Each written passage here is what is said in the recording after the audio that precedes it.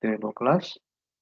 The last class we were discussing from chapter 11, wherein in order to inspire Indra to kill him, initially kind of criticizes Indra to arouse anger in him.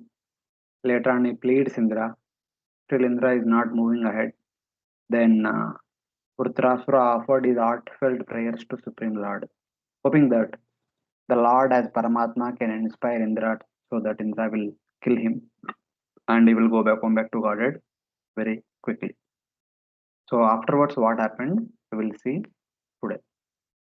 So in the 12th chapter, Sukadeva Goswami describes how Indra, discouraged by Vrtrasura's prowess, becomes enlightened by Vrtrasura, and after praising Vrtrasura, kills Vrtrasura. So this chapter will talk about the fight, and then there is some dialogue between both of them, and then finally Indra kills Vrtrasura. So this chapter contains about 35 verses. So initially, when Indra becomes kind of despondent looking at the power of Vrtrasura, Vrtrasura actually speaks few more encouraging words to Indra.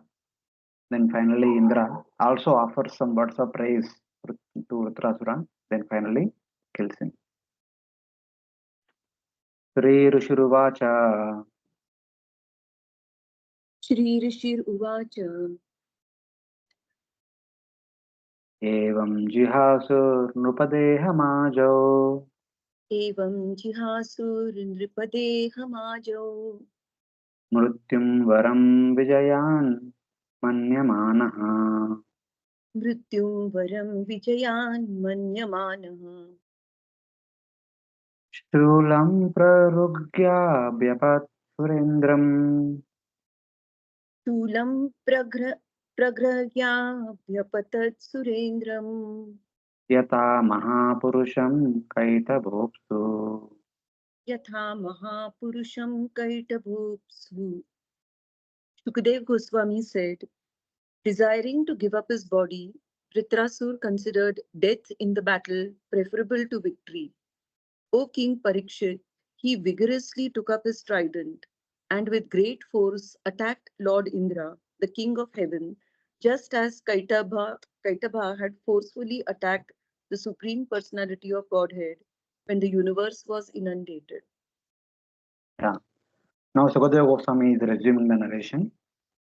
He is telling to Parikshit Maharaj, O King, desiring to give up his body, considering death in the battle preferable to victory, Vrtrasura took up his trident and attacked Lord Indra, just as Kaitaba had attacked the Supreme Lord when the universe was inundated. So just now I mentioned, first Vrtrasura criticized Indra, Indra did not move. Then requested Indra, Indra did not move. Then praised to Supreme Lord, nothing is happening from Indra's side. Then in order to arouse anger from Indra, he started attacking Indra. So in that way. Sama, Beda, Dana, Danda, something like that. He is going to start fight across in that. So when somebody is fighting with him, so one does not keep quiet. One starts revolting back in that way. Vrtrasura prepared for the battle again, thinking, bewildered about what to do. Indra will not kill me. Therefore, showing Indra my prowess, Indra will become determined and angry. He will then quickly kill me. So when I show my power upon Indra, when Indra becomes wounded, he becomes angry and then at least he will kill me. Like thinking that, he got up and took his trident and running towards Indra, he is going to hold the trident at Indra. Apsu refers to the water of devastation. Just the fight would become so severe. It will be like the fight between Lord Matsya and Kaitaba. Madhu and Kaitaba, who stole the Vedas from Brahma and they hid themselves in the Garbhodaka ocean. And the Lord appeared as Meena, Matsya avatar.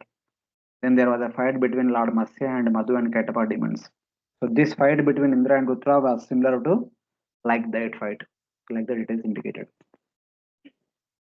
So then When Vrtrasura ran towards Indra and hurled trident at him, what did Indra do? Tato Hare Krishna. Yugan Mataji. Really, this small thing here means everywhere along all over Bhagavatam, wherever Shukadeva Goswami speaks, it is written Sri Shuka Vacha. Hmm. Here it is written Sri Rushir Vacha. Any particular reason? I don't know. Some for some grammatical meters they may use what's here and there. Otherwise, I don't see any specific reason for that. Yeah, because the first thing what they write now means who is saying Shuka Vacha or whomsoever Sri Hmm. Bhagwan Vacha, like that. Hmm. That also counts in the meter of the verse which is going to follow after that. Exactly, I don't know. Maybe there could be. Oh, what exactly the reason I don't know. Okay, okay, please. Thanks. Some acharyas might have explained in their commentaries. We may have to refer to them. Why he is Okay, using Rishi here like that? okay, please. Thanks. Tato Yuganta Agnikatora Jihvam Avidyashu. Sorry.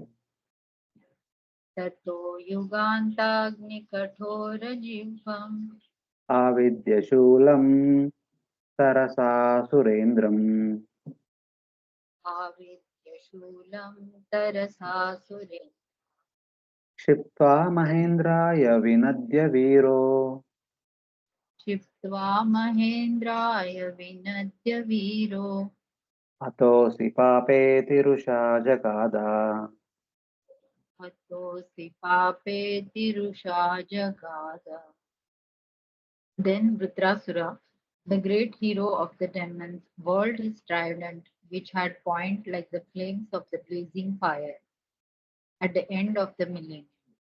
With great force and anger, he threw it at Indra, roaring and exclaiming loudly, O sinful one, thus shall I kill you. Vrtrasura, the king of the demons, whirling his trident, which had sharp tongues of flames from the fire of devastation, threw it with great force at Indra. He roared, O sinful one, you have been killed. So, sinful one means you killer of the Brahmana.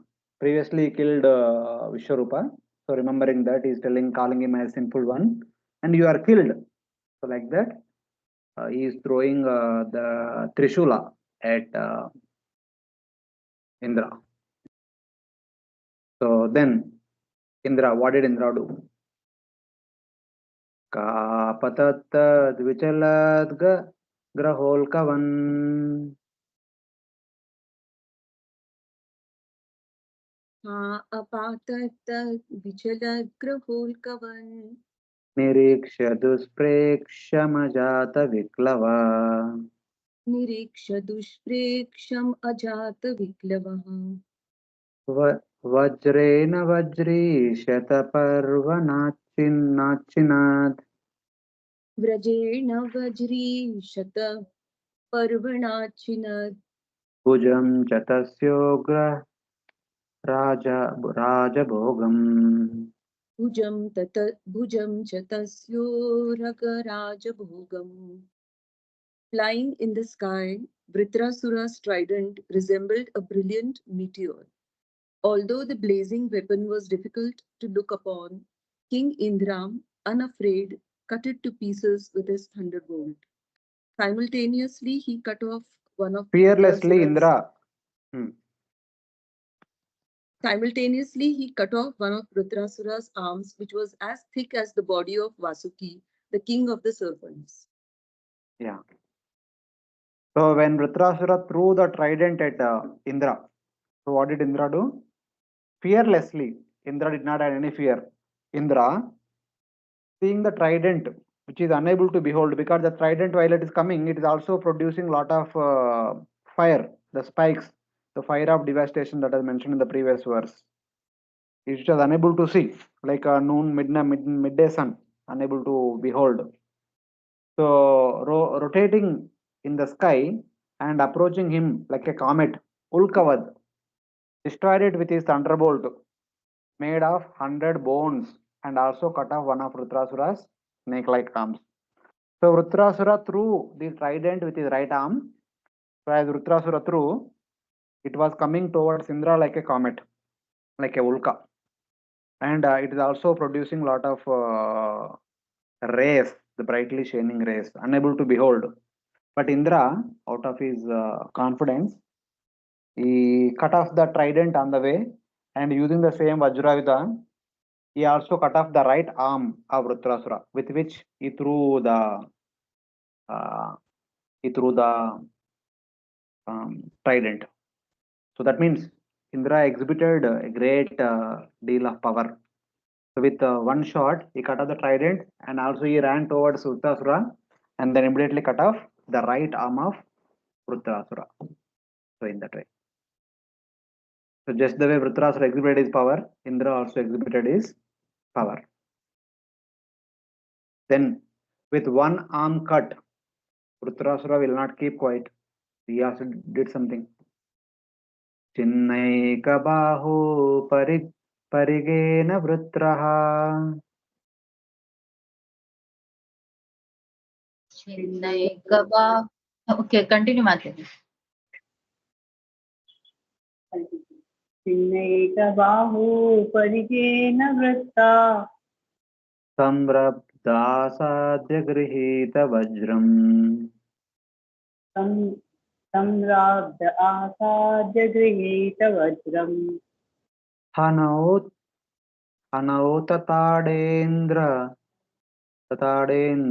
तताडेन्द्रमतामरेभम् मनो ततादेन्द्रमतामरेभम् वज्रं चास्तान्यपतन्मगोनः वज्रं च हस्तान्यपतान्मघोना.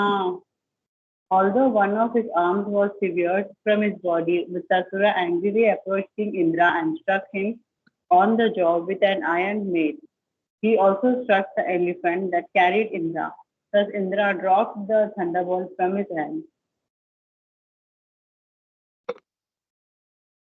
So the angry Vrtrasura with his left hand, even though his right hand has been cut off by Indra's Vajrayuda, Vrtrasura being very angry, holding a mace in his left hand, he hit on the cheeks of Indra and also hit on the head of Airavata elephant. So as a result of that strong blow, Indra fell down, Airavata fell down, and the Vajrayuda from the hands of Indra fell off at a far distance. So like that. Hare Krishna. Mat- Prabhuji, like just in the previous chapter, we saw that Vrtrasura was so eager to go back to Godhead, and that is why he was kind of trying to instigate Indra that please try to kill me, like throw your that Vajra and things like that. So then now when Indra is trying to fight and trying to kill him, then still Vrtrasura is showing his valor and trying to defeat Indra. So how we understand is because a warrior should die fighting. That is why he is also again showing his valor, or Not how like that, we not like that, not like that. The other party will not fight if you don't fight. If you keep quiet, Indra will not fight. So he is showing his valor so that Indra will fight. That was the whole idea. Okay, so if he continues fighting, then Indra also will keep fighting like Yes, that. yes. Okay, thank you. वृत्रस्य कर्माति महाद्भुतं तत् वृत्रस्य कर्माति महाद्भुतं तत् सुरासुरश्चारणसिद्धसङ्घा सुरासुराश्चारणसिद्धसङ्घा अपूजयंस्तत् पुरुहूतशङ्कटम् अपूजयंस्तत्पुरुहूतसङ्कटम् निरीक्षाहेति विचक्षुरुभृशम् Nirikshaha heti vichakrushu vrusham. The denizens of various planets like the demigods, demons, charanas and siddhas praised Vrtrasura's deed. But when they observed that Indra was in great danger, they lamented, alas, alas. So looking at the fight, the Devatas, the heavenly denizens, they praised Vrtrasura first. So because even though one arm is cut, with the second arm he could manage to hit Indra as well as Airavata both together. So looking at Vrtrasura, they said, "Hi, wonderful, wonderful." And looking at Indra, they said, "Alas, alas," because Indra fell down. So what a misfortune! What a misfortune! Like that. Then what happened? Indro na vajram jagre vilajjitas.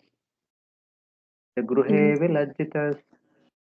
Indro na vajram jagre vilajjitash. Chutam swahastad arisannidau punaha. Chutam swahastad arisannidho punaha. Tamaha vrutro hara atta vajro. Tamaha vrutro hara at vajro. Jai swashatrum na vishada kalaha. Jahi swashatrum na vishada kalaha. Having dropped the thunderbolt from his hand in the presence of his enemy, Indra was practically defeated and was very much ashamed. He dared not pick up his weapon again. Vrtrasura, however, encouraged him, saying, "Take up your thunderbolt and kill your enemy. This is not the time to lament for your fate." Yeah. So being hit by Vrtrasura very strongly, both Indra and Airavata fell down, and Indra's weapon slipped from his hands. So Indra was feeling ashamed. What is this? The weapon slipped from my hand, and I fell down for a small blow upon my opponent party. So Indra was ashamed to take up the weapon and fight back with Vrtrasura. In the meantime, Vrtrasura will be speaking some words of inspiration to Indra. Oh Indra, take up your thunderbolt and kill your enemy. This is not the time for lamentation. Get up, and kill your enemy.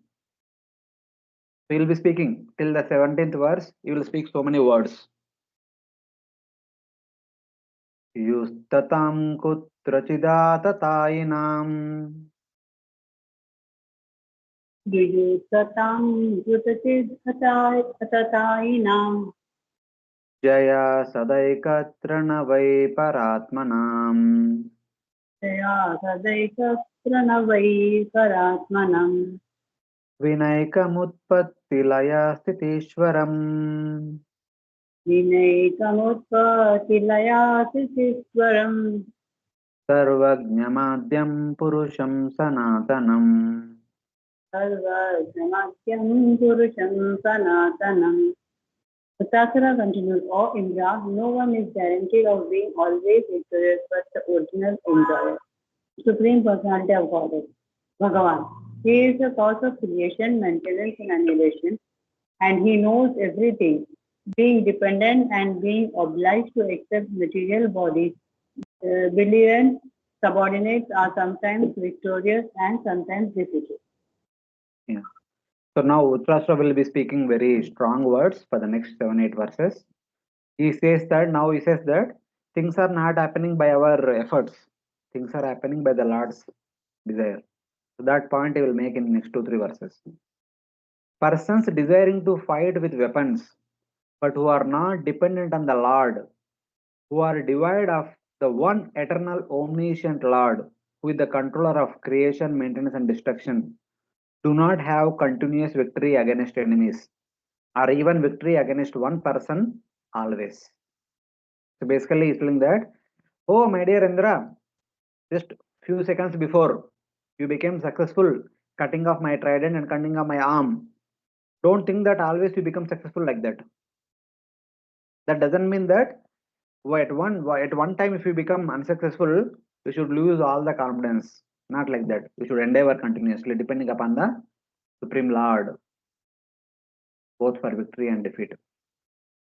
For those holding weapons, There is never victory at any time against enemies, or even against one enemy always. That means basically it's telling that don't think that just because you hold weapon, you become victorious against everyone at all times, or at least against everyone one time, or against one person all the times. That may not be possible. Though you are always victorious over the demons, you are not victorious over me. Maybe your past history might say that you are always victorious against the demons, but today that history will be broken. You cannot be victorious with me, like that Vrtrasura is saying. This is because people like you are not dependent on the Lord, but on someone else. So he's telling that because you are not completely dependent upon the Lord, instead you depend upon your own energies, your own strength, your own abilities, something like that. But the Lord is always victorious. Or on somebody else, like in the previously, he took the help of our Vishwarupa. It was Vishwarupa who gave him Narayana Kavacha.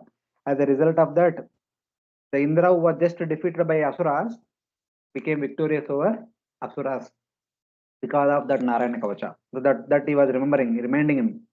Previously, you took the help of Vishwarupa and you became victorious. That doesn't mean that always you become victorious with your abilities or with the help of others. But those who depend upon the Supreme Lord, they always become victorious.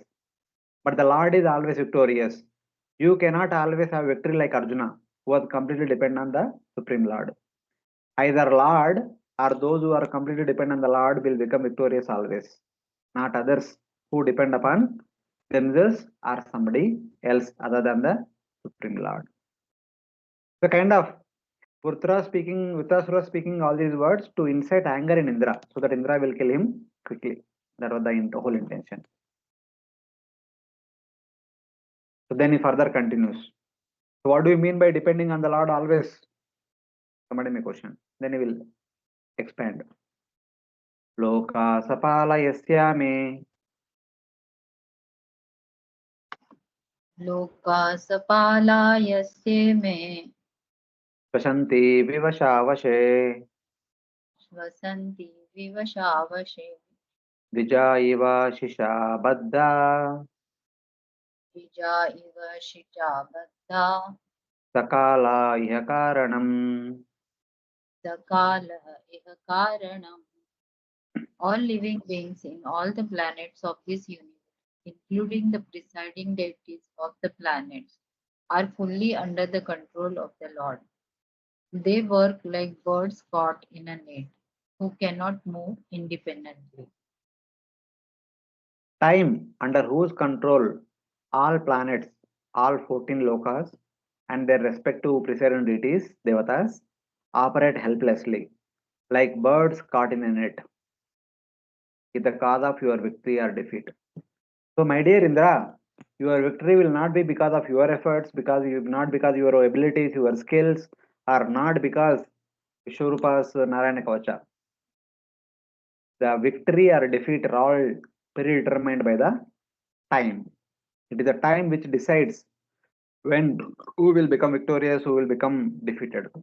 Time operating according to good or bad karmas is the cause of defeat or victory for you who are dependent on karma.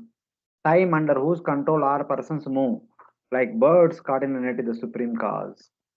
It is the time which is causing the movement of all the planetary systems. It is the time which will be the cause of our good or bad, victory or defeat, praise or criticism. Everything is happening by the time only.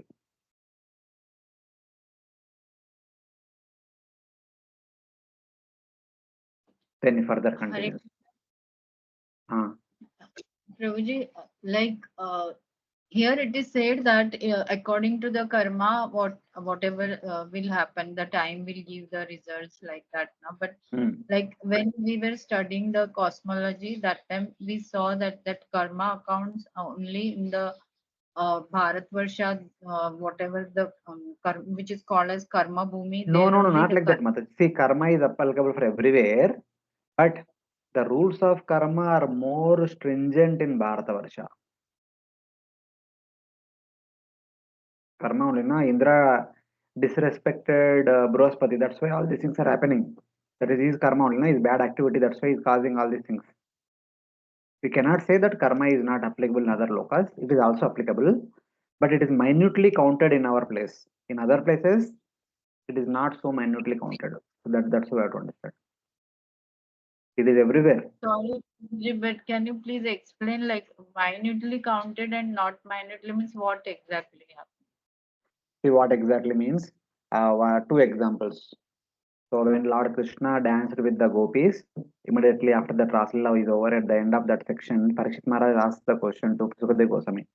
My dear Lord, how is it that Krishna, with this person, Dharma personified, who is supposed to establish the principles of Dharma, but this activity apparently appears to be adharmic.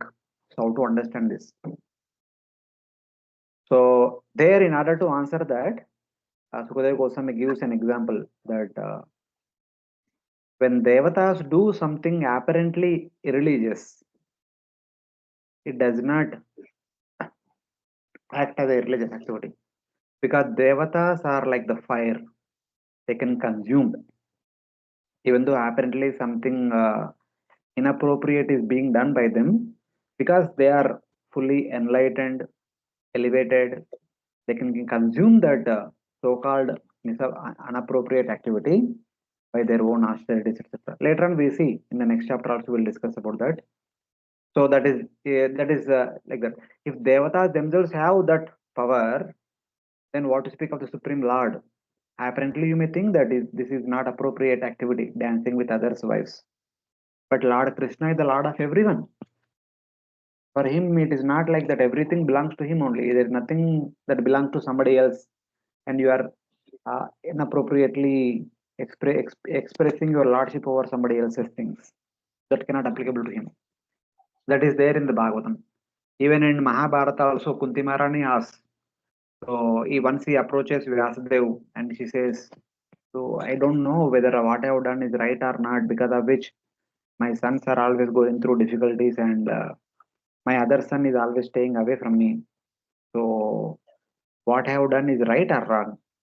So that time Vyasadev says that no, because you are a yogin, you are a tapasvi.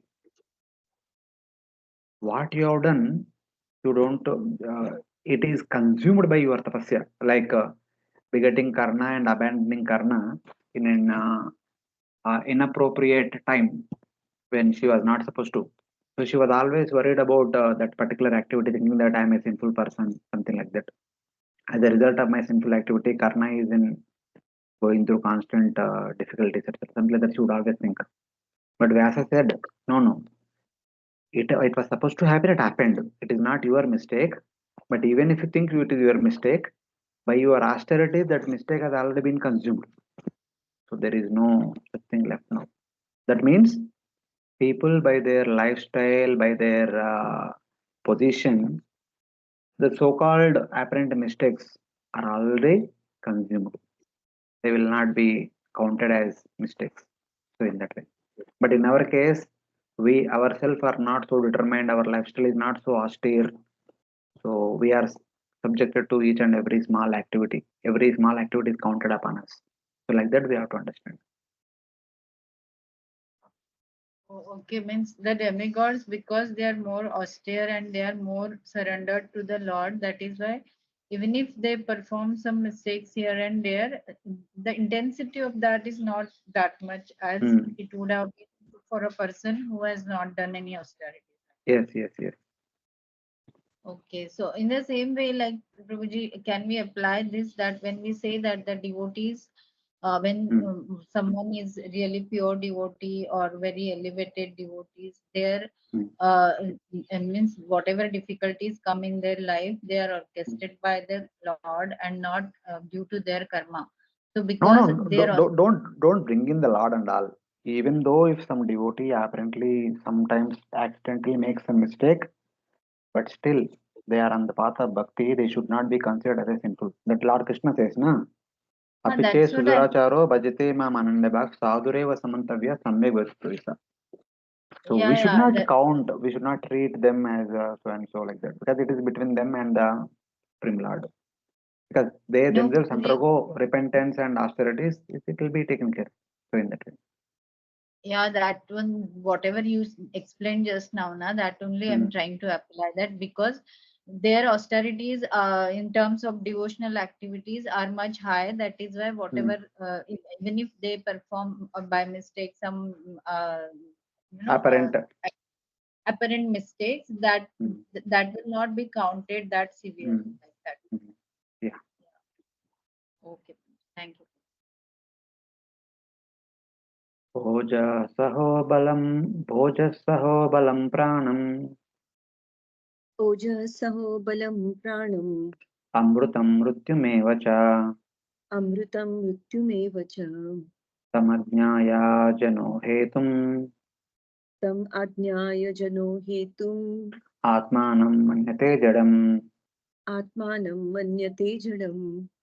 Our sensory prowess, mental power, bodily strength, living force, immortality and mortality are all subject to the superintendence of the Supreme Personality of Godhead. Not knowing this, foolish people think the dull material body to be the cause of their activities. So, not understanding that the time is the cause of one's strength, the strength of the senses, the strength of the mind, body, the life airs, immortality, and death. People think that the inert body is the cause of their success. This is same as Bhagavad Gita shloka. Prakrite kriyamanaani gune karmani sarvasha ahankara vimudatma kartaham iti manyati. So out of ignorance, we think that I am the doer of everything that is happening. But actually, everything is happening by the time. It's the time which is causing all the activities. Maya adhyakshena prakriti suyate sa characharam. It is under Lord's supervision. The prakriti is acting and all of us under prakriti are acting. So Lord's supervision means Lord's glance upon prakriti. That glance is nothing but Lord's Kala Shakti. It is through Kala the Supreme Lord is operating prakriti and all of us. It is Kala which is actually instigating all of us to perform various activities. So in that way. Not knowing that the time is the cause of strength of senses, mind, and other factors, people think that the body, which is unconscious, is the cause of all our activities. So we may say that, oh, it is with the help of my body I'm doing all these things. It is by my intelligence I'm able to solve the problems. I'm able to think wisely. All these things we may say, but not. It is all because of Kala. Everything is happening because of Kala. So this particular theme of Kala will be explained in more detail in seventh canto. Seventh canto, first chapter. Uh, there is a discussion about Kala aspect. So he gives an example. How? What do you mean by Kala is doing everything? Why I am not doing anything? So, but everyone sees, everyone understand that I am only doing. How do I understand that Kala is doing everything? Then he gives the example of puppets. So apparently in front of us, the puppets are dancing, but there is someone behind making the puppets dance. That someone who is behind is the puppeteer. The puppeteer is Kala. Select. यथा दारुमयी नारी यथा दारुमयी नारी यथा पत्रमयो मृगा यथा पत्रमयो मृगा एवं भूतानि भगवन् एवं भूतानि भगवान् ईशतन्त्राणि विद्धि भो. एष तन्त्राणि विद्धि भो. O King Indra, O King Indra, as a wooden doll that looks like a woman or as an animal made of grass and leaves cannot move or dance independently, but depends fully on the person who handles it. All of us dance according to the desire of supreme control by the personality of Goddess. No one is independent. O Indra, know that just as a wooden doll of a woman or of an animal made of grass is under the control of puppeteer, similarly, all beings are under the control of the time. The time is none other than the Supreme Lord. In that way, the controller of the time is the Supreme Lord, the cause of all causes. Two examples are given. One example is in this verse as the dolls. The next example will be given in the next verse. Purusha prakritirvyaktam Purusha Prakrutirvyaktam Atmabhutendriyashaya Atmabhutendriyashaya शक्नुवन्ति अस्य सर्गादौ Shaknuvanti Asya Sargadau नाविनायदनुग्रहात्. Navinayadanugraha. The three Purushas, Karmodakshay Vishnu, Garbhodakshay Vishnu, and Kshirodakshay Vishnu. The material nature, the total material energy, the false ego, the five material elements, the material senses, the mind, the intelligence and consciousness cannot create the material manifestations without the direction of Supreme Personality of God. Without the mercy of the Lord, the Purusha, Mahavishnu, Prakriti, Mahatattva, false Ahankara, the five gross elements, the senses, the mind, intelligence, Chitta, cannot create the material manifestation. That means, without the desire of the Supreme Lord, even the Purusha avatars cannot act. Then what to speak of the Prakriti and all the material elements like that.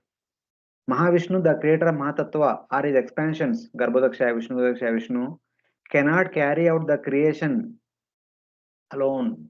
What to speak of Prakriti and the Prakriti's components, all the 24 elements. So Vyaktam means Mahatattva, Atma means Ahankara.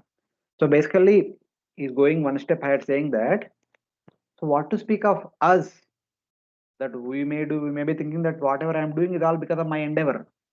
What to speak of us, even the Supreme Lord Mahavishnu also does not act upon himself.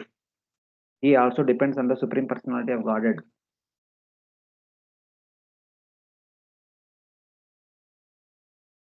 So, therefore, don't think that things are happening by your own endeavor or by your own desire. Things are happening by the will, by the desire of the Supreme Personality of Godhead. So, under the supervision of Lord's energy known as time, all things are happening. Without the Lord's mercy, they cannot create, maintain, and destroy the universe. One should not say, why does the Purusha also depend on your mercy, on the Supreme Lord's mercy? Even Parabrahman is dependent on his mercy. So the Paramatma, Parabrahman, and Mahavishnu, all these personalities depend upon the Supreme Lord. How? There is one verse comes in the 8th canto, 24th chapter, when the discussion was happening between Lord Matsya and King Satyavrata. So Lord Matsya was telling about this verse. Madiyam Mahimanam cha Parabrahmet Shabditam Vestasyanugrahitam me tam prashnair vivrutam rudi. By my mercy, you will realize my power known as the impersonal Brahman, which will be disclosed in your heart through questions and answers. That means even Brahman, Paramatma, and Bhagavan will be realized by us only by Supreme Lord's mercy, not otherwise. That means everything is happening by the will of the Supreme Personality of Godhead. So don't think that we are the deciders of our fate, something like that. Our future, or I can make my future, I can decide my future like that. We should not think. Everything is happening under supervision of time, and time is under supervision of Supreme Lord, and the Supreme Lord's desire prevails over everything, like that.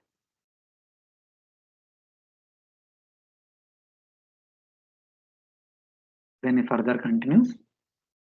Avidan evam atmanam Avidvan evam atmanam manyate nimishamishwaram manyate nishamishwaram bhutai srujati bhutani bhutai srijati bhutanhi grasate tani tai swayam.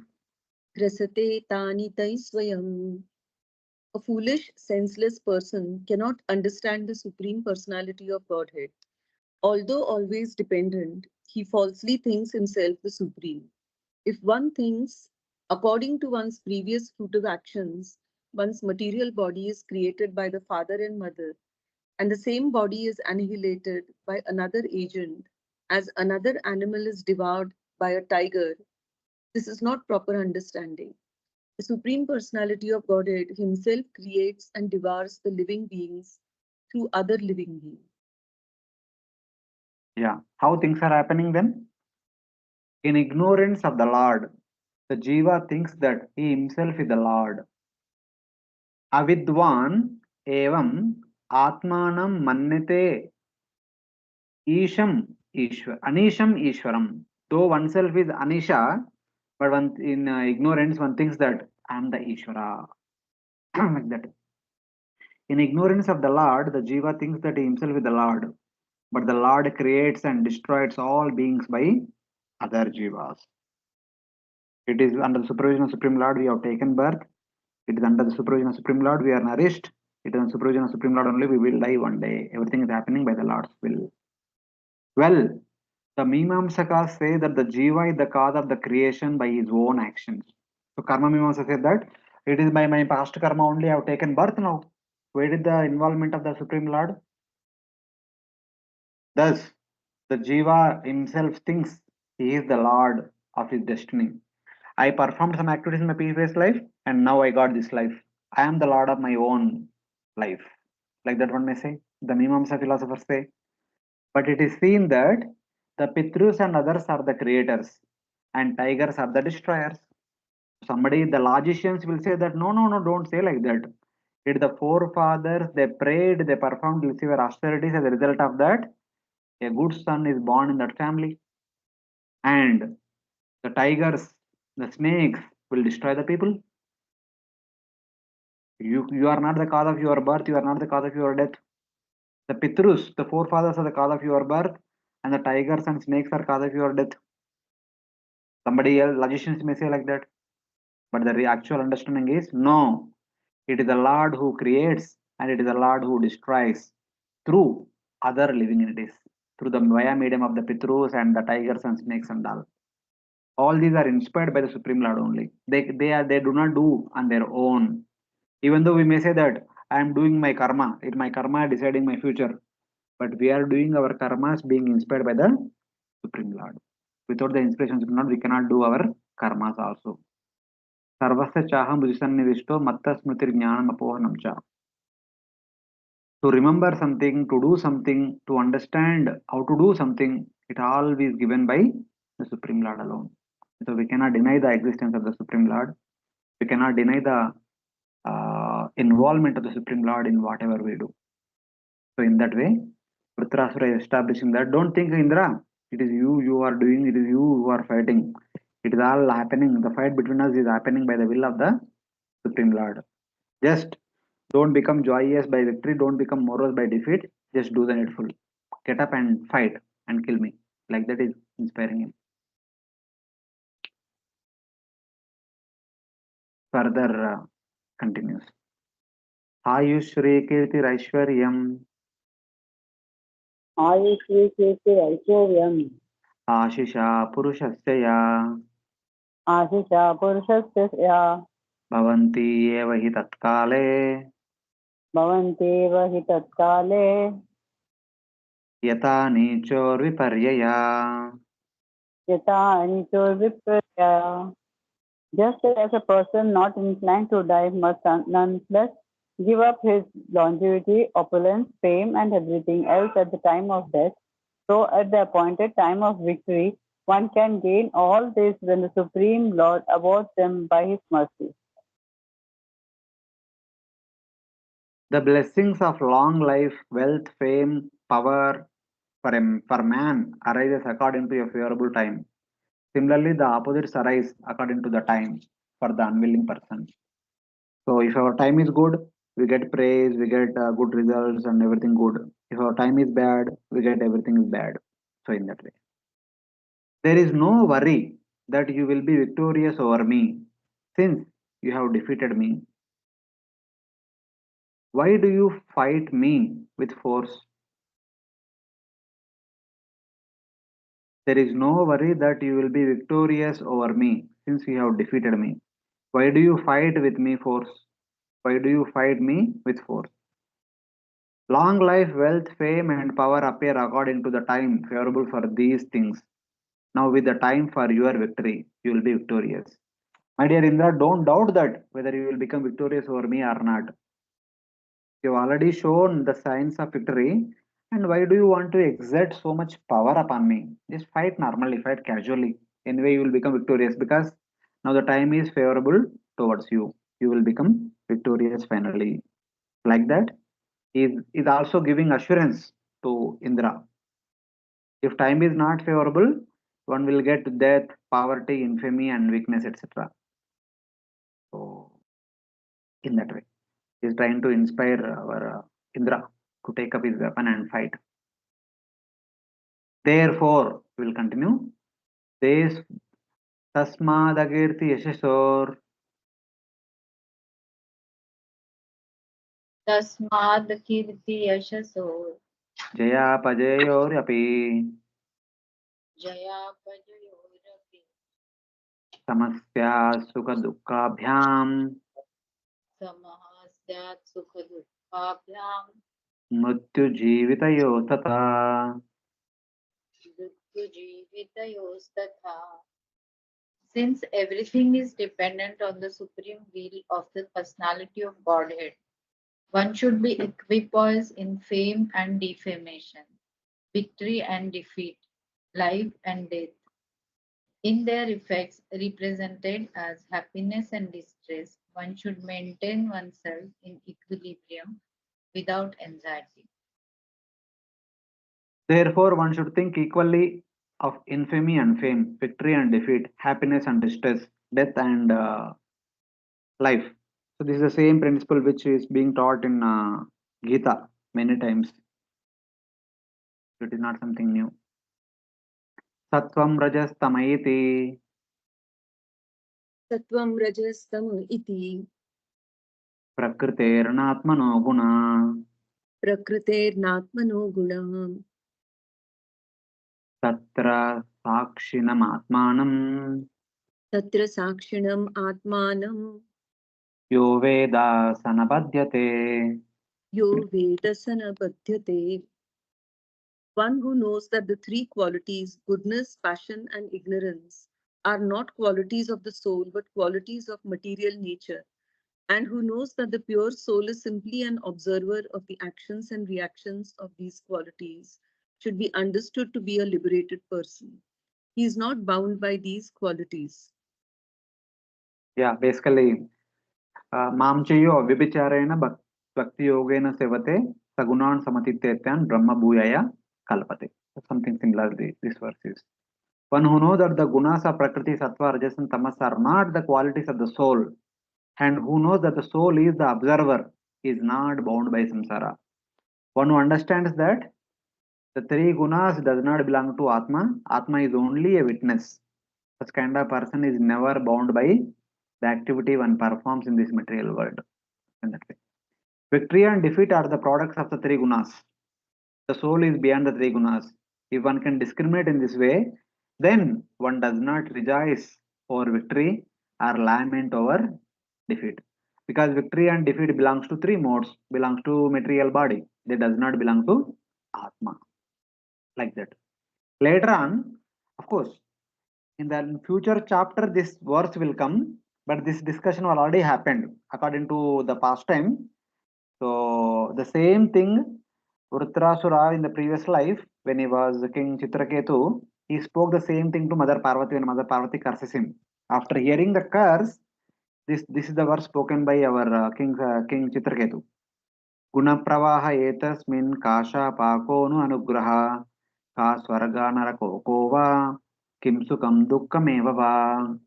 He says that whether shapa or blessing, curse or blessings, swarga or naraka, sukha or dukkha, these are all like guna pravaha. Here guna pravaha, gunas are compared to the waves of the ocean. One wave comes up and goes down, other wave comes up and goes down, like that.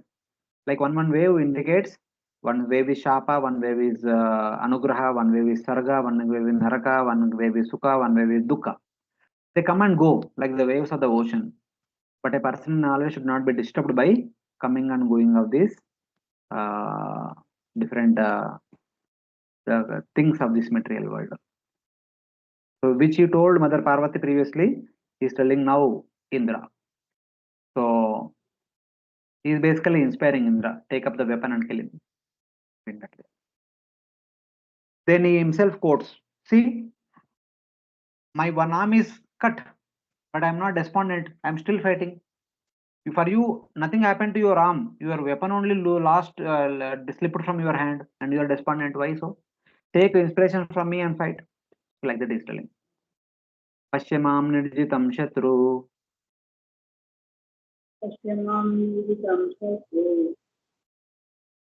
vrukna yuda bhujam mrude Yuda Bhujam Nude gatamanam yata shakti Gatamanam Yata Shakti tava prana jihirshaya.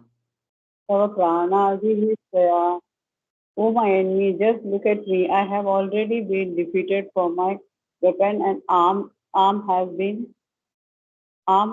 cut to pieces. You have already overwhelmed me, but nonetheless, the desire to kill you, I am trying my best to fight. I am not at all morose, even under such adverse conditions. Therefore, you should give up your moroseness and continue fighting. Yeah, he's telling, giving his own example.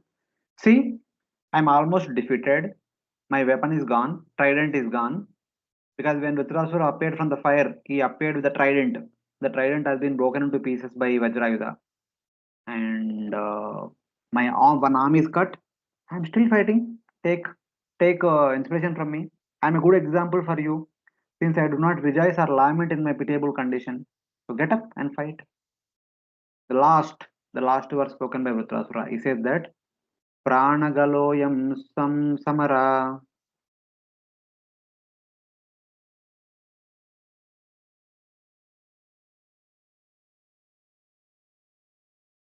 Prana, prana Pranaklahoyam samara Pranaglahoyam samara Ishvaksho Vahanasana Ishvakso Vahanasana Atranajnayate Musha Atranadnyayate Musha Jayo Musha Parajaya.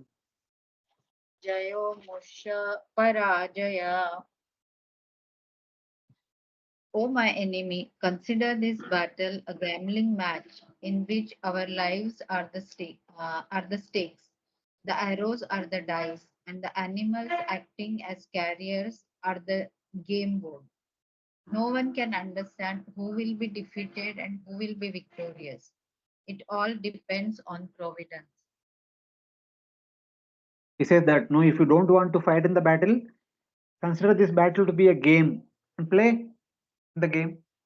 So this is like a gambling match, and our lives are the stakes. Stakes means bet, and the arrows are like the dice. When you throw the dice, you get some number 1, 2, 3, 4, 8, and the animals acting as the carriers are the game board. And we don't know who will be victorious, who will be defeated. Just fight the battle like a game if you don't want to fight the battle. So like that, this battle is a gambling match. It is impossible for the gamblers to give up this game, though they may find faults in it. Life is the stake, the arrows are the dice, the carriers like elephants are the game board. So just act like a game, fight like a game. So like that, he is kind of inspiring Indra to take up the weapon and then start fighting. So now Indra will take up the weapon, and before fighting with Uttarasura, he will also praise Uttarasura, because he heard so much in the previous chapter. Now also he is hearing so many in moral instructions. So Indra, he opens his mouth and starts speaking. Sri Shuka Uvacha Shuka Uvacha Indro Vrtravacha Shrutva Indro Vrtravacha Shrutva Gatalikam Apujayat Gatalikam Apujayat Grihita Vajra Prahasam Grihita Vajra Prahasams Tamaha Gata Vismaya. Tamaha Gata Vismayaha. Shukadev Goswami said, Hearing the straightforward, instructive words of Vrtrasura, King Indra praised him and again took the thunderbolt in his hand. Without bewilderment or duplicity, he then smiled and spoke to Vrtrasura as follows. So, hearing the straightforward words of Vrtrasura, Indra praised him and took up his thunderbolt without amazement, smiled, and spoke to him. So now Indra kind of gained his confidence and he kind of got up. And before he could start the fighting, he spoke some words of praise because though he is in the Asura body, though he is heading the Asuras, but he is not Asura, he is a great devotee. He is displaying the symptoms of a great devotee. So Indra could not withstand without praising. So he praises in the next verses. Oh, how can a demon have such devotion, knowledge, and detachment? First, Indra was surprised, but that time he was like still thinking, how come this person is so powerful and so demoniac and by his look, but his heart is a great devotee. In his heart is a great devotee. Then remembering Prahlada, Bali, and others, Indra thought, Bhakti, millions of greater than us, greater than ours, is possible even in the demons. Then Indra remembered, see, personalities like Prahlad Maharaj, Bali Maharaj have displayed great bhakti than even the Devatas. So bhakti can be possible even in a person born in the Asura family, in Asura body also. So though externally he may be looking like Asura, but is a great devotee like Prahlad and Bali. So thus Indra's amazement disappeared. Indra became joyful and then smiled. With a smile, Indra speaks and glorifies Vrtrasura in the next 4 5 verses. Hare Krishna, all of you are able to follow? Any questions? Hare No Krishna, questions, Prabhuji. Hmm. Prabhuji, I am trying to understand. Just few verses back, we discussed now that Kala is the time, means when somebody's Kala is good, that time that person will have victory and all the good things. And when the Kala time is bad, that time the person will have. So, how we understand this in respect to the karmas of the person, means when somebody's bad karmas accumulate, his bad time comes. Is it like that, or how? See, in the immediate effect, we may say it is by my karma everything is happening. But who is operating the karma to act? There should be some operator ना. Okay आपने एक कार्य किया उसका result अभी आएगा. आपने वो कार्य किया उसका रिजल्ट कल आएगा. आपने ये कार्य किया उसका रिजल्ट परसों आएगा. That who will decide and who will make sure that the things will come accordingly in that sequence. So that will be done by Yamaraj or Lord himself. Like this, Neither Yamaraj nor Lord. It is done by the Devatas who are working under the supervision of time. So there is one verse na in teachings of Lord Kapila. Mad bayat vati vatoyam mad bayat agnit dahati indra varshati etc etc. By whose fear? So for example, now it is summer. There is a huge intense heat. Why? Why sun has to give intense heat only now? Why not in January? January, if sun gives intense heat in January, everyone will be very happy with sun. They will offer special worship to sun.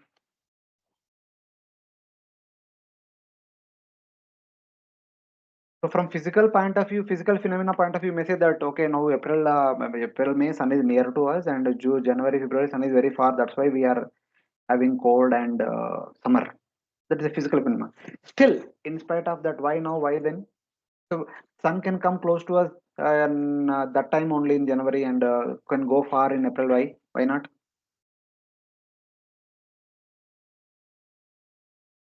There is a order that has been predetermined.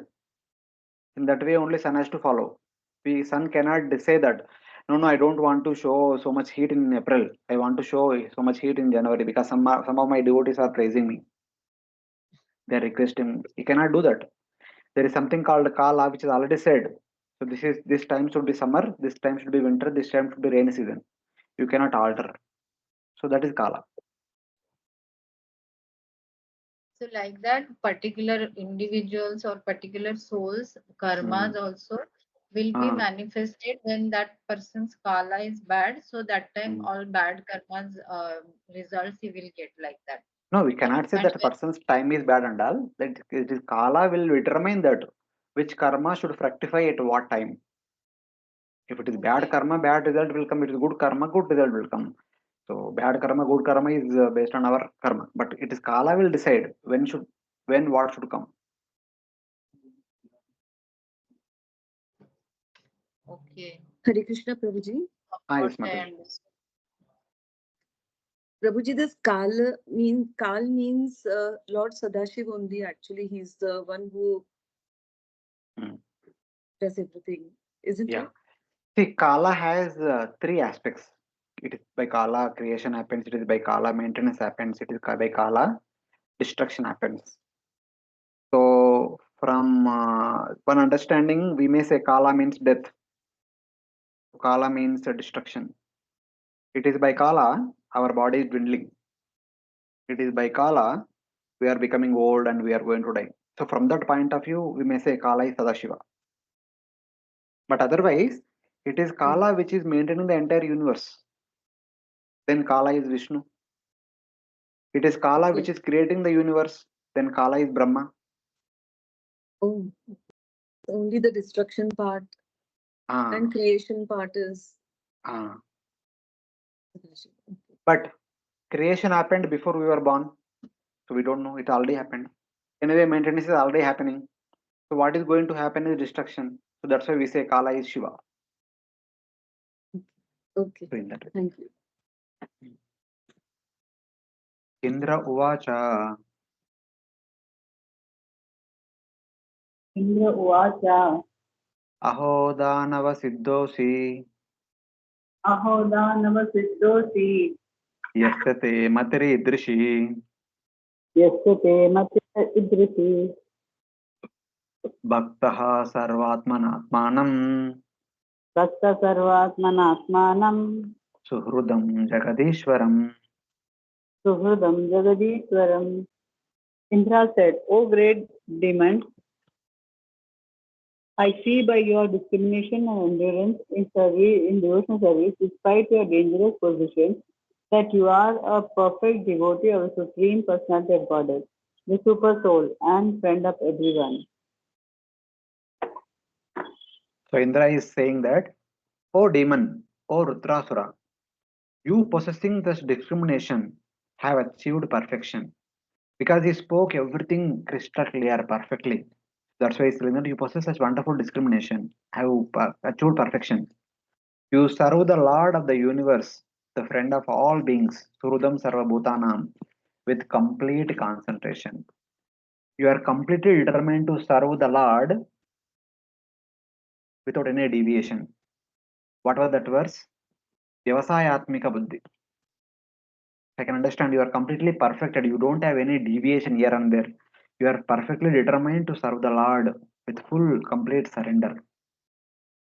So, though apparently you may look like Asura, but you have already perfected. You already perfected your life. Bhavanatra sin mayam vai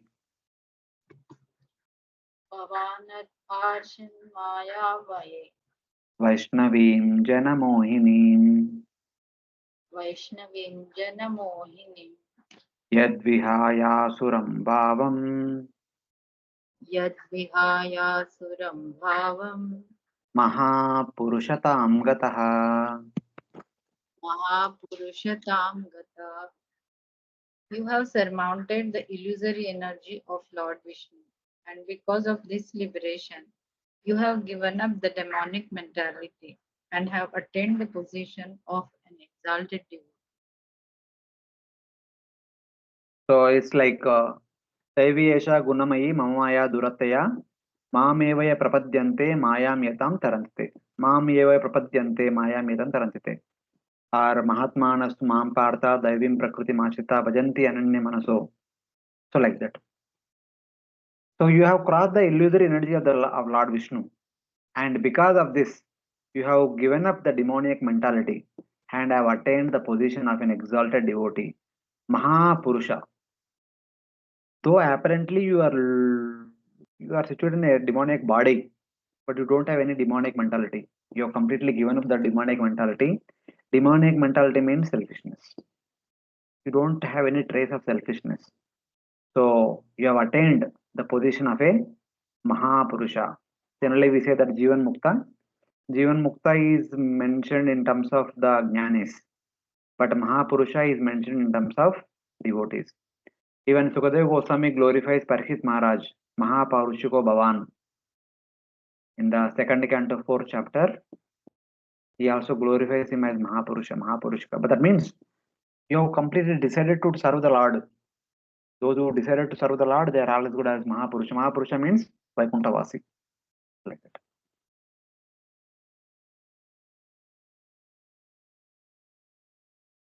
Then he further says, Kalvidam Mahadasharyam Khalvidam Mahad Ascharyam Yadraja Prakrite Stava Yadrajaha Prakritestava Vasudeve Bhagavati Vasudevi Bhagavati Tatvatmani Drudamati.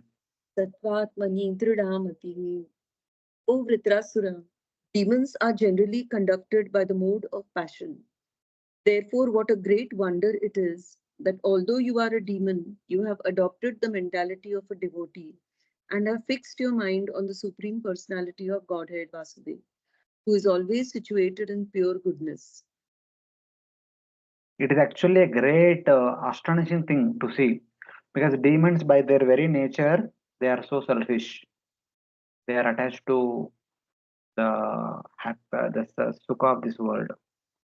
It is astonishing that although you are a demon under the influence of Rajoguna, you have fixed your mind firmly on the Supreme Lord Vasudeva, who is very form of Shuddha Sattva. Bhagavatam many times in the past, even in the future also, it will say that the Devatas are in the mode of goodness, Asuras are in the mode of passion, Rakshasas are in the mode of ignorance. This is many times told. So that's why this example of that. Being an Asura, you are supposed to be in the influence of Rajoguna. But I don't see any trace of Rajoguna in you. You are completely dedicated to, firmly fixed on the Supreme Lord. You are on the Shuddha Sattva platform. You are not even Sattva platform. You are much more beyond that than Shuddha Sattva platform. Again, Indra became astonished. How did you, with the nature of Rajas, develop fixed bhakti? Such bhakti should only arise when the Rajas is destroyed by the great mercy of devotees like Narada in persons like Prahlad. Sattvatmani means a form of Shuddha Sattva. You are also exhibiting the qualities like that of Prahlad Maharaj, who could exhibit that by the causeless mercy of Narada Muni. So you also might have the mercy of some great devotees in your life. That's why you are able to exhibit these wonderful qualities in spite of being in the body of an Asura. So like that, Indra is glorifying Vrtrasura, kind of indicating some unseen mercy of a great devotee upon you, like Narada's mercy upon Prahlad Maharaj. Finally, Indra will say that those who are blessed by the Supreme Lord will be able to display such kind of bhakti. Otherwise, it is not possible. This is one important verse. Yasya bhaktir bhagavati. Yasya Bhakti Vaibhav. Sorry, Harau. Mataji, I forgot the sequence. You continue, Mataji. Sorry. Please, someone continue. Please don't. Yasya bhaktir bhagavati.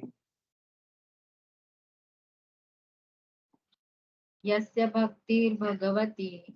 Harau nishreyasheshware. Harav Nishreyaseshware. Vikridato amrutambodau. Vikridato Amrutambodhav.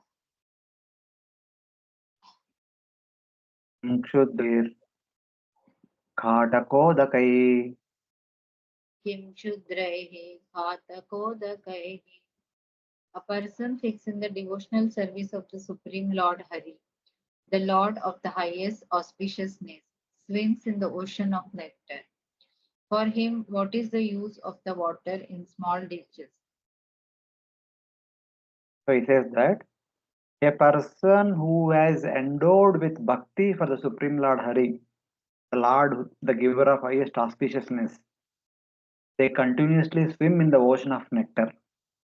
So why do they look for the water in small ditches? That means the devotees who are experiencing the bliss of Prema Bhakti does not look here and there about the material happiness that is available in this material world or the Swargaloka. So it is like that. So indirectly it's like that I am attached to Swarga and hence Swarga happiness. But you are already tasting Prema Bhakti. So why do you look for here and there the happiness of this material world or happiness of Swarga?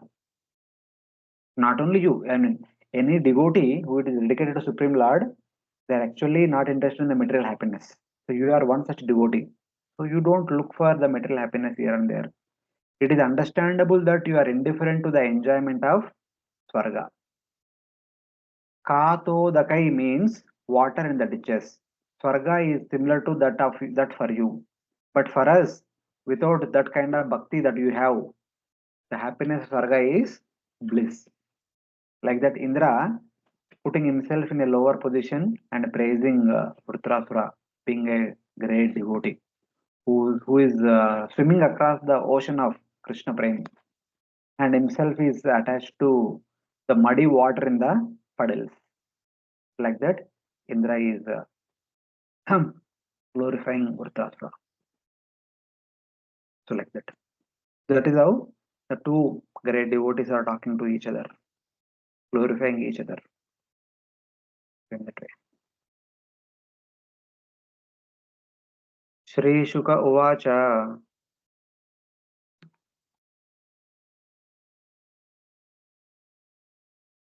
Hare Krishna. Shrishukta Iti Bruvanav Anyonyam iti bhuvanau anyonam Dharma Jignasaya Nrapa dharma jijnasaya nipa Yuyudate Mahaviryav vedate mahaviryo Indra Vrutrau Yudampati. Indra Vrtrasura. Sri Sukadeva Goswami said, Vrtrasura entering Indra spoke about devotional service given on the battlefield, and then, as a matter of duty, they again began fighting. My dear king, both of them were great fighters and were equally powerful. So Sukadeva Goswami is now narrating the story, what happened afterwards. Vrtrasura and Indra, great fighters with great power, speaking with a desire to understand Dharma, and then again began fighting. They resumed their fight. Avidya Parigam Vrutra Avidya Parigham Vritra Karshna Yasham Arindama Karshna Yasam Arindamaham Indraya Parahinodgoram Indraya Prahinod Ghoram Vamahastena Marisha. Kamahaste Namarisha. O Maharaj Parikshit, Vrtrasur, who was completely able to subdue his enemy, took his iron club, whirled it around, aimed it at Indra, and then threw it at him with his left hand.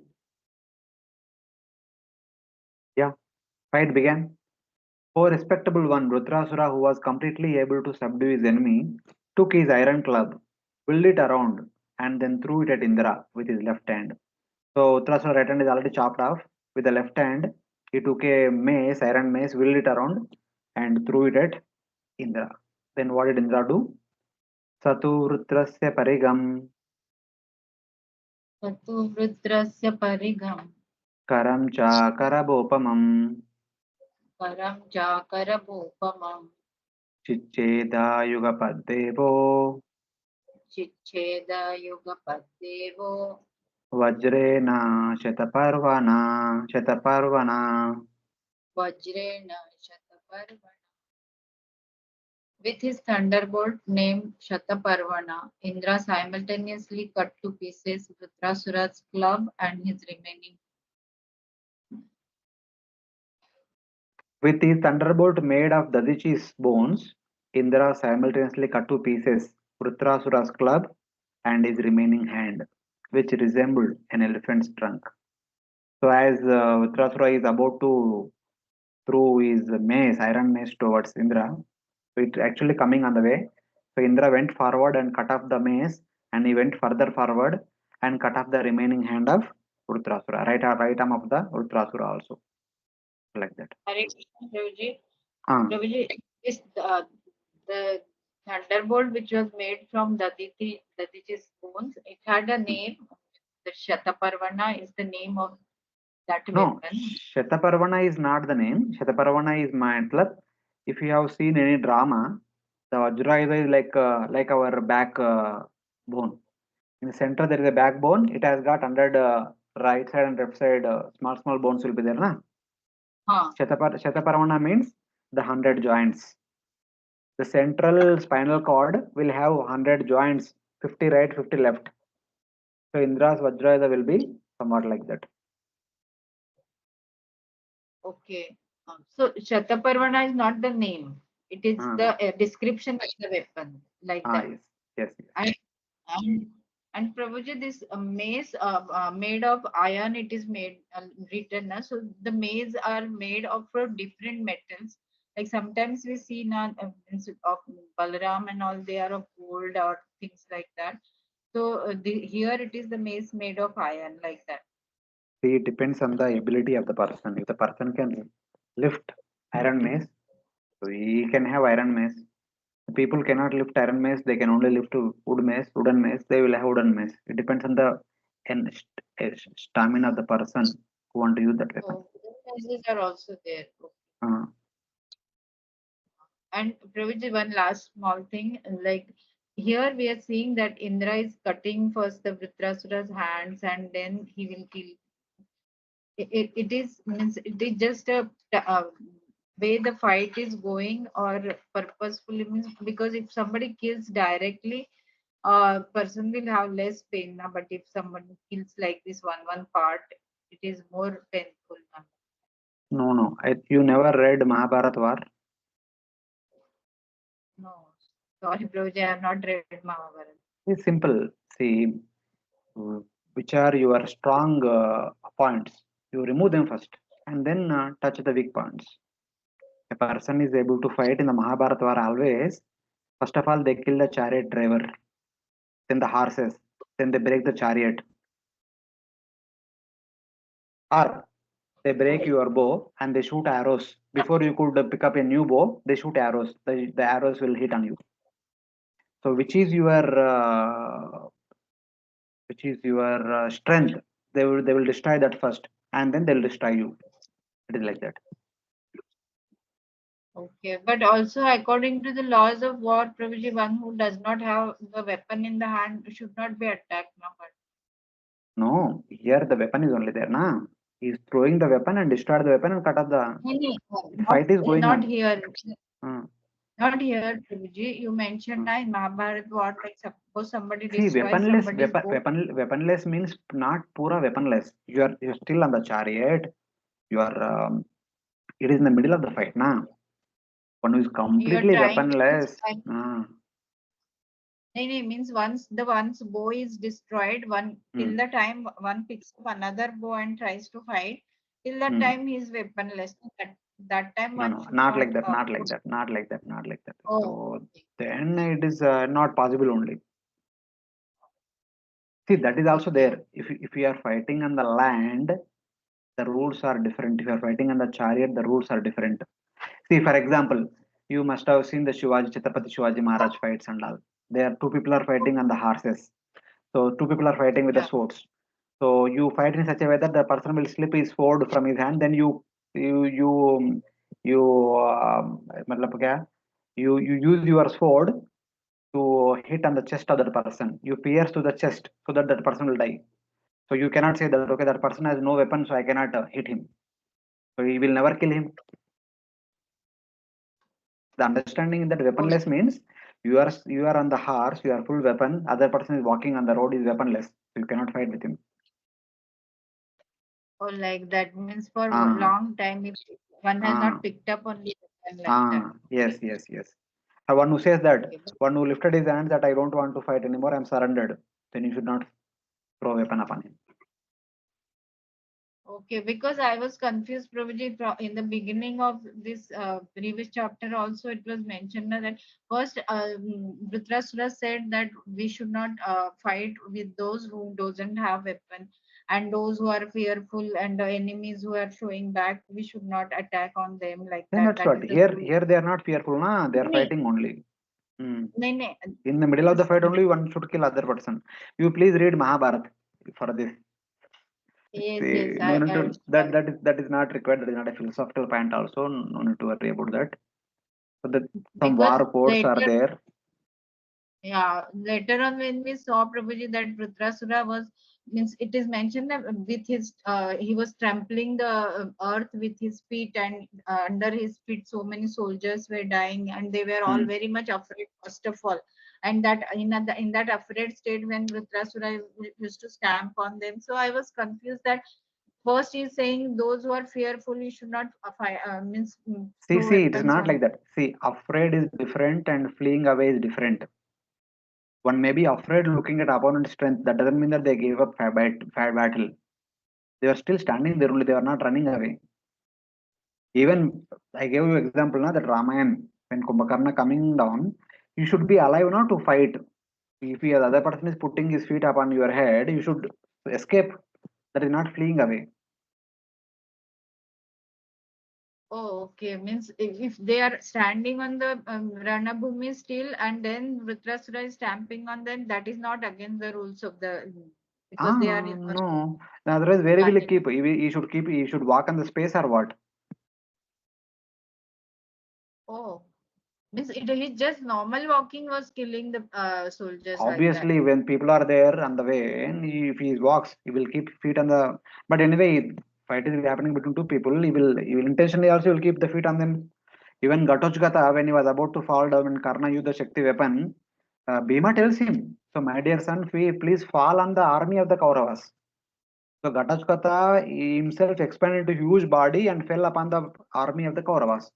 As a result of that, half Akshayani Sena died. Oh, Gatotkacha also expanded like Putana. When Putana expanded 16 miles long, like that at the time of falling down after the weapon is thrown upon him, he expanded himself into huge size. He fell upon the army of the Kauravas. Half Akshayani died. just by falling off Gatu. Ah, so these are all Okay, war that strategies. You please read okay. Mahabharata. Okay, bro. Yes, I'll definitely try to. Thank you, bro. Rogbhyam Utkruttamoolabhyam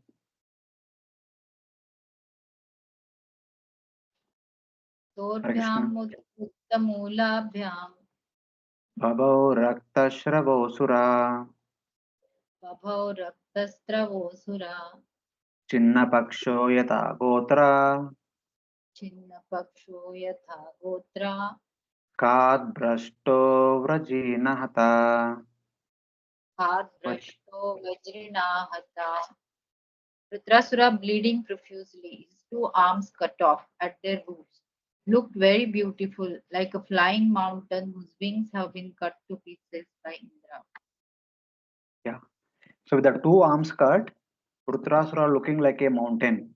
Mountain means it will have huge caves because the caves analogy will use in the next verse.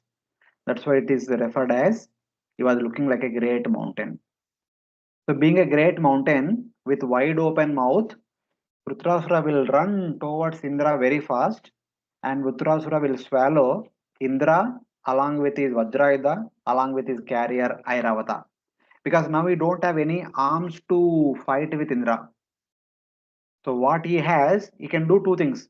Either he fall upon Indra, like Gatotkacha fell upon the Asuras, or he can swallow Indra, like Kumbhakarna swallowed the monkeys. So he swallowed Indra. He ran towards Indra with wide open mouth and he simply swallowed. The swallowing is also not like when we eat, we mix with our arm with our palm and we put the food in the mouth. Not like we don't have arms only. He kind of breathed in and through the mouth, and Indra went into his mouth. So like that. Mahaprano Mahaviryo Mahaprano Mahaviryo Mahasarpa Ivadvipam Mahasarpa Iva Dvipam कृत्वा दारां हनुं भूमौ कृत्वा धारां हनुं भूमौ दैत्यो दिवि उत्तरां हनुम् दैत्यो दिवि उत्तरां हनुम् नभो गम्भीरवक्त्रेण नभो गम्भीरवक्त्रेण लेलिहोल्बनजिह्वया लेलिहोल्बणजिह्वया दंष्ट्राभिकालकल्पाभिर्ग्रसन् दंष्ट्राभिकालकल्पाभिर्ग्रसन् इव जगत्त्रयम् इव जगत्त्रयम् अतिमात्रा महान्काय अतिमात्रमहाकाय आक्षिपं तरसा गिरीन् आक्षिपं स्तरसा गिरिं गिरिराट्पादचरिवा गिरिराटपादचरिवां पद्भ्यां निर्जरयन्महीम् पद्भ्यां निर्जरयन् महीम् जग्रासा समासाध्य जग्रास समासाद्य वज्रिणं सहवाहनम् वज्रिणं सहवाहनम् I will read Mataji. You don't have Yes. to read. Vrtrasura, very powerful and courageous, placed his lower jaw on the ground and upper jaw in the sky. That means he actually wide opened his mouth. It appeared as if the lower jaw is touching the ground and upper jaw is touching the skies. So the mouth itself is like very huge. So in that is the description. With a mouth deep like the sky, with a fearsome snake-like tongue, with deadly teeth like Vrtrasura teeth, he seemed to devour the entire universe. His mouth is so wide open, it appeared like he is going to swallow the entire universe. Thus, assuming a gigantic body, the great demon Vrtrasura, shaking the mountains, crushing the earth with his legs, as if he were the Himalayas walking about, came before Indra and swallowed him and Airavata, Indra's carrier, just as a big python might swallow an elephant. He swallowed Indra, Airavata along with Vajrayuda. With a mouth like the sky, with a fearsome tongue like a snake, crushing the earth with his feet, he quickly swallowed Indra. बस हो गया. From Vrtrasura's point of view, he swallowed Indra, he killed Indra, the fight is over. Devatas defeated, Vrtrasura victorious. So looking at this, all the Devatas will say halas, alas. Like when king is defeated, the entire army is defeated. There is no more fight. So like that. Okay. Before continuing, let us take a 2-3 minutes break, then we'll continue.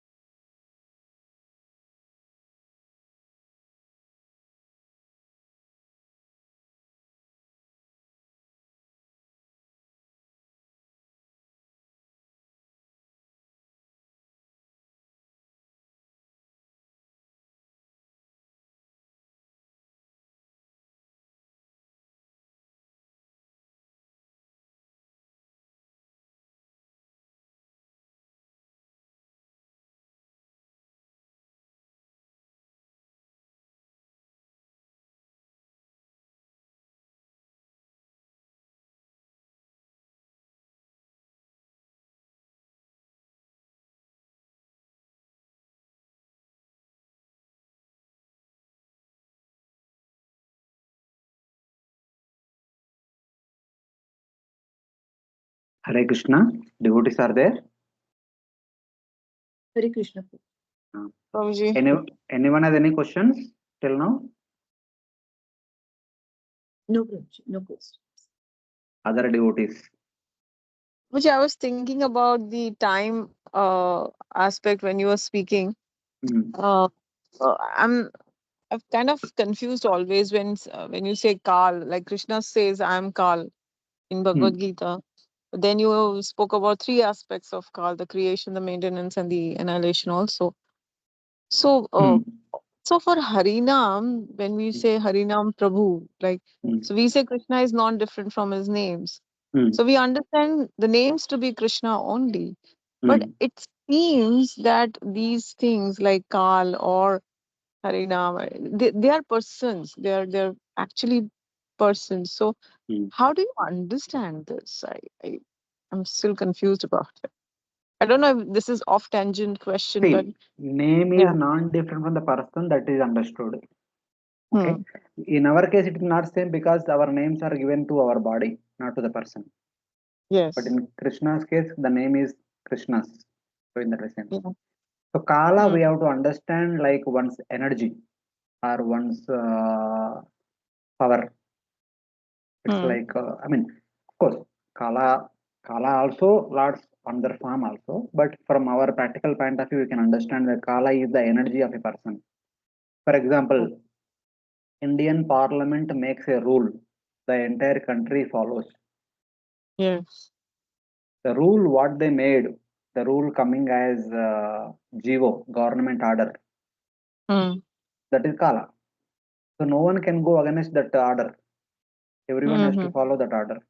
So like that. So Lord's desire that creation should happen, it should be maintained, it should be destroyed at a particular time instant. Matlab, before Brahma's birth, creation should happen. Brahma's for 100 years, it should be maintained, and after that, it should be destroyed. That is a GO. So it is being executed. How? The Lord's representative. The representative is Kala. We have seen now, we have discussed the second canto, third canto elaborately. It is Kala Okay. which So when it Kal interacts is with Prakriti, the sorry, creation say. happens.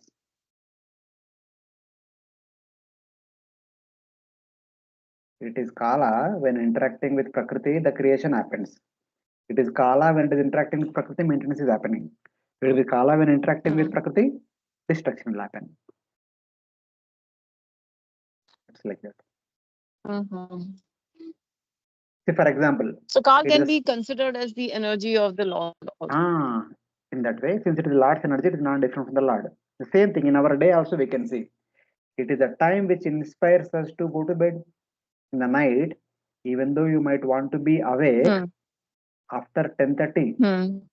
You may do whatever effort. You feel like sleep or not. Yes, of course. That is the influence of Kala. In the morning, after having a good amount of sleep for 6 hours at least, maybe around 5 o'clock or 6 o'clock, even though if you want to sleep, you can't sleep more. The Kala will push you, wake up. Yes. Okay. In that way. So, Thank you. Thank you so much. within a day, we can understand. So, like that, for creation also, in the beginning it is creation, the throat that is maintenance, at the end it will be annihilation. Even though you don't want it, it should be destroyed, it is a time for destruction. You can't say, no, it will be destroyed. Yeah. The Kala will make sure that it will happen. Yeah, okay. Thank you. Thank you, Babuji. Okay. If other devotees are okay, we'll go ahead with the verse. Vrtrasura tamalokya Vrtrasura tamalokya sarpajapataya sura saprajapataya sura saprajapataya sura hakashtam iti nirvinnas akashtam iti nirvinnas chukrushu samaharshaya. chukrusu samaharshaya. When the demigods along with Brahma, other Prajapatis and other great saintly persons saw that Indra had been swallowed by the demon, they became very morose. Alas, they lamented, what a calamity! What a calamity! So everyone around who were seeing the battle, they said, "What a calamity! What happened? What happened? How unfortunate! Indra died! Indra died!" Like that. Nigirnopi asurendrena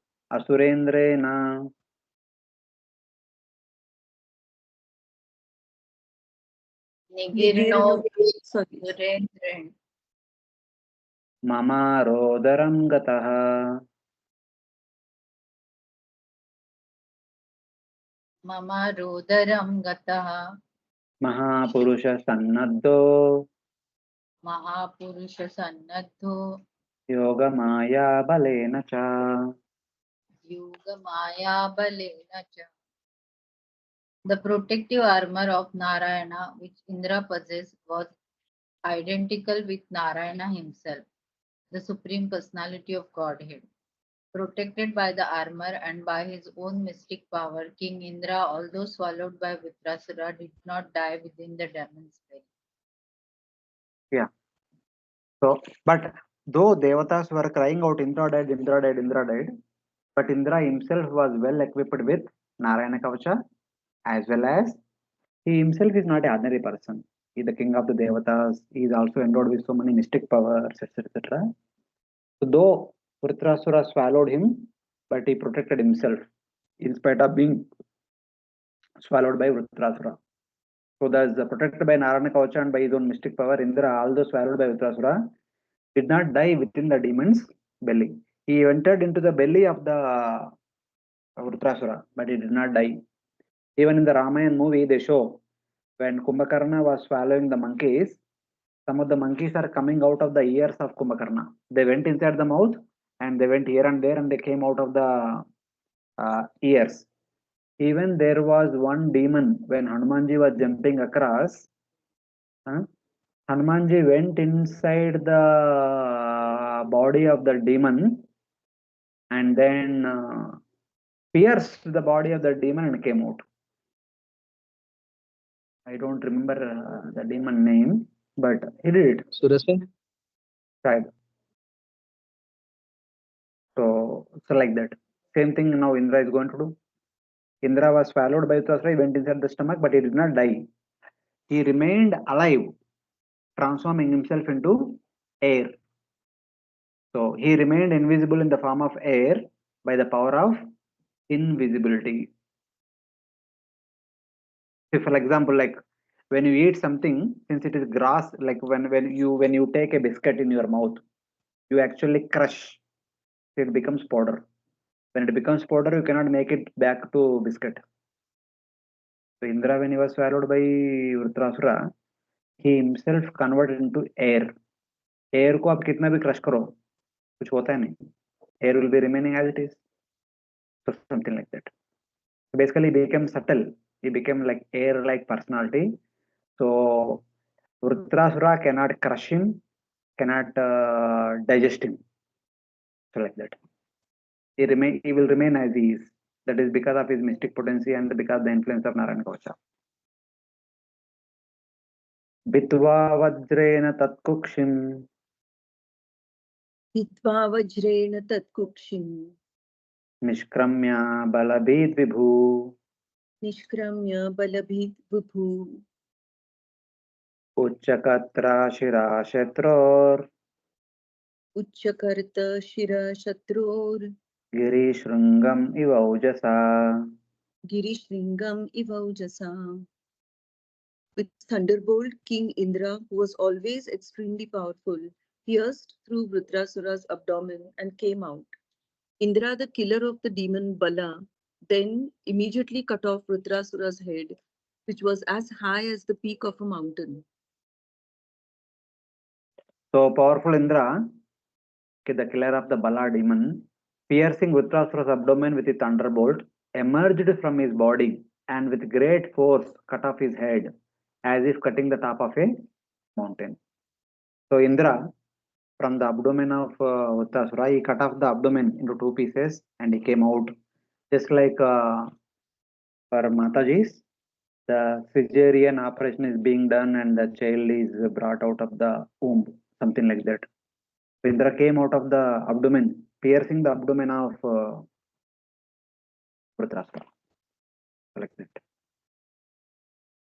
He came out, and then with the same Vajrayuda, he is going to cut the neck of Vrtrasura, because he has to kill Vrtrasura. Otherwise, Vrtrasura again get up, again swallow him. So he has to kill him. That he is going to do. Vajrastu tat kandaramasu vegaha. Vajrastutat kandaram ashuvega. Krintan samantat parivartamanaha. Krintan samantat parivartamana. Nyapatayattavadaharganena. Nyapatayat tavat aharganena. Yo jyotisham ayane vartrahayate. Yo jyotisamayane vartrahayate. Although the thunderbolt revolved around Vrtrasura's neck with great speed, separating his head from his body took one complete year, 360 days, the time in which the sun, moon, and other luminaries complete a northern and southern journey. Then, at the suitable time for Vrtrasura to be killed, his head fell to the ground. So then Vitrasura, no, then Indra was trying to cut off the neck of Vrtrasura. He was trying very hard, but it took one full year, during which the sun, moon, other planets completed their Uttarayana Dakshinayana journey. So this is for two reasons. One reason is explained now in 33rd verse. The second reason is explained in the 35th verse. So one reason is his head was like that of a mountain peak. Mountain peak matlab fully rocky in state. For you to cut some fleshy object is easy. For you to cut some wooden object is also somewhat little difficult, but not very tough. But cutting something like stone or something like diamond, it is very difficult. It will take a lot of time. That's why, in order to cut the neck of Vrtrasura, it took one full year. But Indra never gave up. One full year he was continuously trying day and night to cut off the neck. Because unless until Vrtrasura dies, he cannot be victorious in the battle. Otherwise, he can again get up and again swallow him. That's why it is said that even when somebody kills snake, one should kill the snake completely, does not leave the snake even with some life symptoms. And immediately one should burn the snake, because when the snake which was wounded by someone, which was being hit by someone, will develop strong enmity toward that person. If it has any small life left, it will come and kill that person. So like that. So that is normally understood. That's why people who kill the snake, they kill to the last end and then they burn the snake to ashes. Otherwise, even the snake has little life also, it can come and kill that person without fail. So it is very dangerous. So one year. The first reason is his body was like that of a mountain peak, so it was taking a lot of time to cut. The second reason will be told in the last verse. Tada chake dundubayo vinodur. Tada chakhe dundubayo vinodu. Gandharva siddha samaharshi sangha. Gandharva siddha samaharshi sangha. Vartragnalingaistamadhistuvana. Vartraglingaistamadhishtuvana. Mantrair kusumair abhyavarsan. Mantrair kusumairabhyavarshan. When Vrtrasura was killed, the Gandharvas and Siddhas in the heavenly planets beat kettle drums in jubilation. With Vedic hymns, they celebrated the prowess of Indra, the killer of Vrtrasura, praising Indra and showering flowers upon him with great pleasure. So previously, sometime back, the Devatas were shouting, Alas, alas, what happened, what happened? Indra is dead, Indra is dead. Now Indra came out for 1 year, he cut off the neck. When the head was cut off, when Vrtrasura died, they began to praise Indra, they began to shower flowers upon Indra. As well, they also showered flowers upon Vrtrasura for his great death. Because for Vrtrasura, death means going back to Godhead. They celebrated that also. So when Vrtrasura was thus killed, the Gandharva, Siddhas, heavenly planets beat kettle drums. They praised Indra with mantras about Indra's victory and the glorious death of Vrtrasura and showered flowers upon him in jubilation. So Indra became victorious. He was glorified by all the devatas. So what happened to Vrtrasura being killed by Indra? Vrtrasya dehan nishkrantam Vrutrasya dehan nishkrantam atma jyotirarindama Atma Jyotir Arindama pashyatam sarvadevanam Pashyatam Sarvadevanam alokam samapadyata. Alokam Samapadyatam. O King Parikshit, subduer of enemies, the living spark then came forth from Vritrasura's body and returned home back to Godhead. While all the demigods looked on, he entered the transcendental world to become an associate of Lord Sankarshan. So while all the devatas looking upon Vrtrasura's spiritual form came out of his asuric material form and went back to spiritual world. But where he went to the spiritual world, he went to the abode of Lord Sankarshana. So why Lord Sankarshana and all will be revealed in the later on in the future chapters, because he was the devotee of Lord Sankarshana. That's why he went to the abode of Vaikuntha in which Lord Sankarshana is situated. When Vrtrasura swallowed Indra and his elephant, Vrtrasura thought, there is no one else to kill me. Why do I not give up my body by the power of yoga and quickly go to the side of the Supreme Lord? So till now he was requesting Indra, kill me, kill me, kill me, so that I'll go to spiritual world. But he himself swallowed Indra and he thought that Indra dead. So who will kill me? So now at least give up my body by mystic potency. So then Vrtrasura fell flat. In that flat condition, he was trying to raise his prana from Muladhara chakra all the way up to Ajna chakra. So while he was doing this, his whole body became stiff. Because he was in Samadhi state, his whole body became stiff.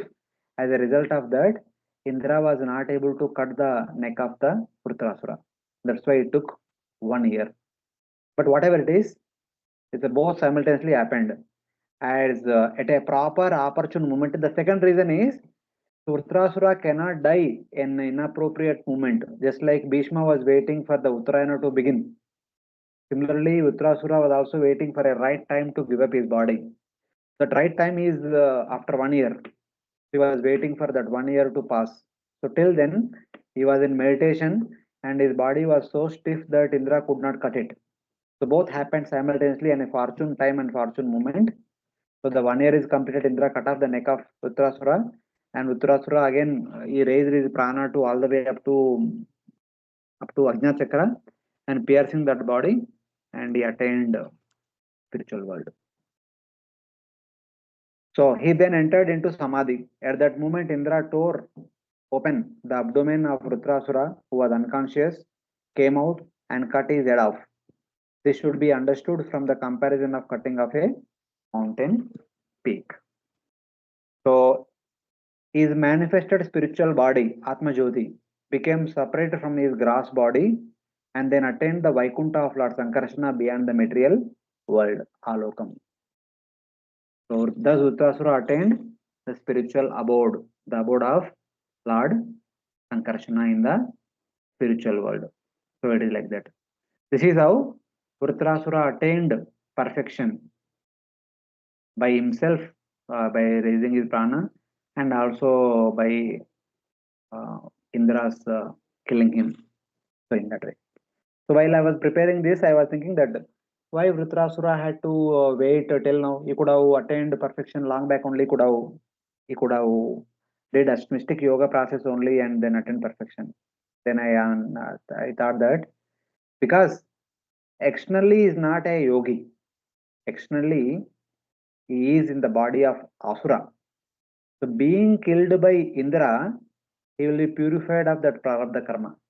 Whatever prarabdha he had, as a result of that, he has entered into the body of a Nasura. That should be purified. So that will be purified by being killed by Indra. And he also had a prarabdha karma that he was created by his father Pashta to fight with Indra, to defeat Indra, to kill Indra. So unless until he does not do that, he will have some debts remaining, for which he has to stay back. So he does not want to keep any debts back. So he want to do the needful and then go back. So from his father's point of view, he had to defeat Indra and kill Indra. So he swallowed Indra. His debt is completed.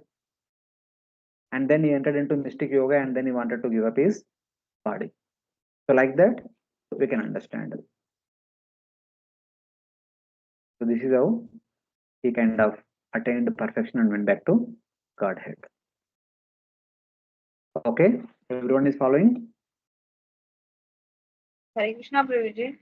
Yes, Ah, sir. yes, ma'am. Prabhuji, being means although he was in a demon's body, still he was a devotee of the Lord. So for the devotee of the Lord, is it required to wait for the auspicious moment to leave the body?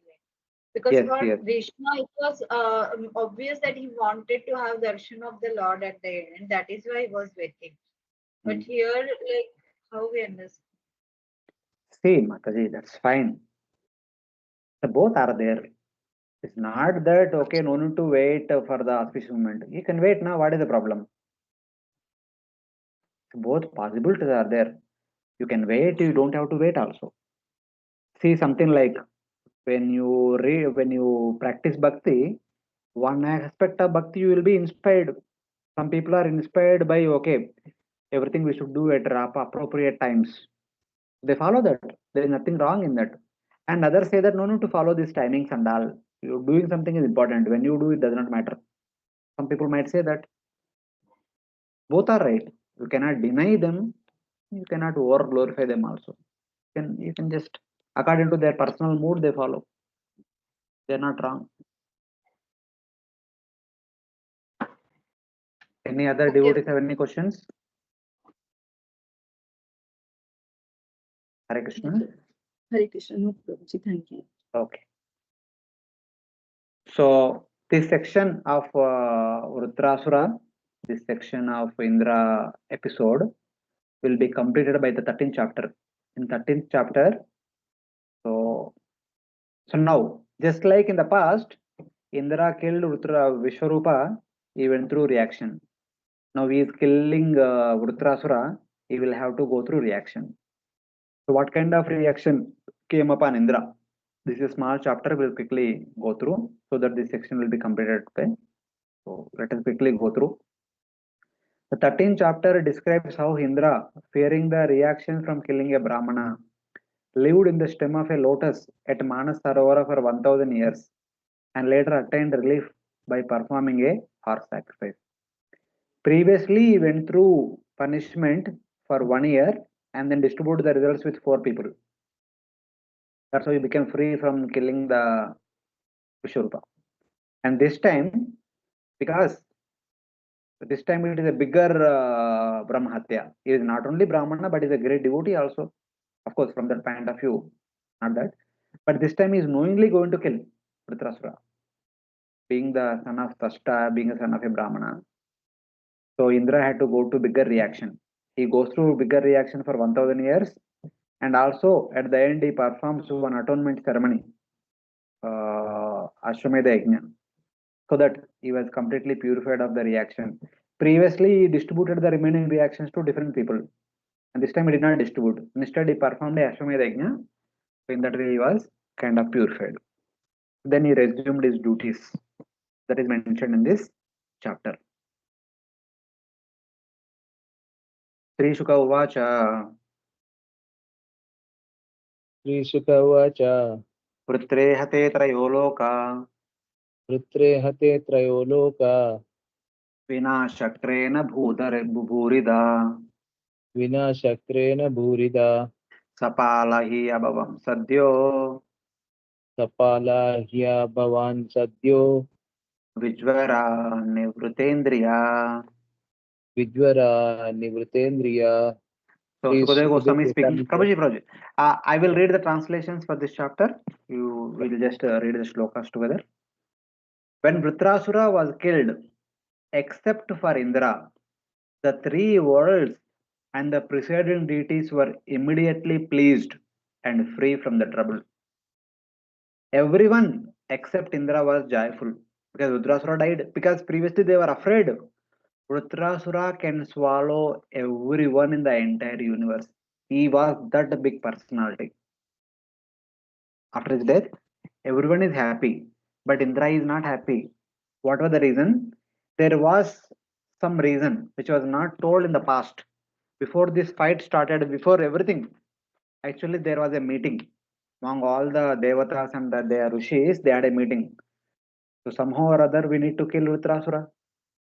So Indra said that they asked who will kill. Indra will kill, but Indra said no, I cannot do. Sometime back, Twashta's son Vishwarupa I killed. That was a Brahmahatya. And Twashta became angry and produced his son. And this time I can't take a risk. If I kill this person also, it is a two-way problem again. One problem is Brahmahatya. Second problem again, I will be causing greater anger in Twashta. Just like in Haryeshwas, Avalashwas in the case of the Daksha, first Narada delivered Haryeshwas, then Narada delivered Avalashwas. Daksha became double angry. Second time he could not withstand. He cursed Narada Muni. First time he could forgive. Second time he cursed. So Twashta first time only wanted to kill Indra, and second time Twashta can do anything, can go to anything. So Indra was afraid. He did not want to do it. But the sages, the Brahmanas, the heavenly Brahmana, they said that no problem. See, for your sake, you may say like that, but for the greater good of the entire universe, this Vrtrasura is supposed to be killed. And if at all there is a sin incurred by you, we will nullify that sin by performing a Ashwamedha sacrifice. So please do this for the greater benefit of the entire universe. So Indra agreed to it, even it is his own personal risk, but the greater benefit of the entire universe, Indra agreed to it, and personally he alone went through the reaction on behalf of all the devatas. So that is what is indicated in the next few verses. Devarshi Pitru Bhutani.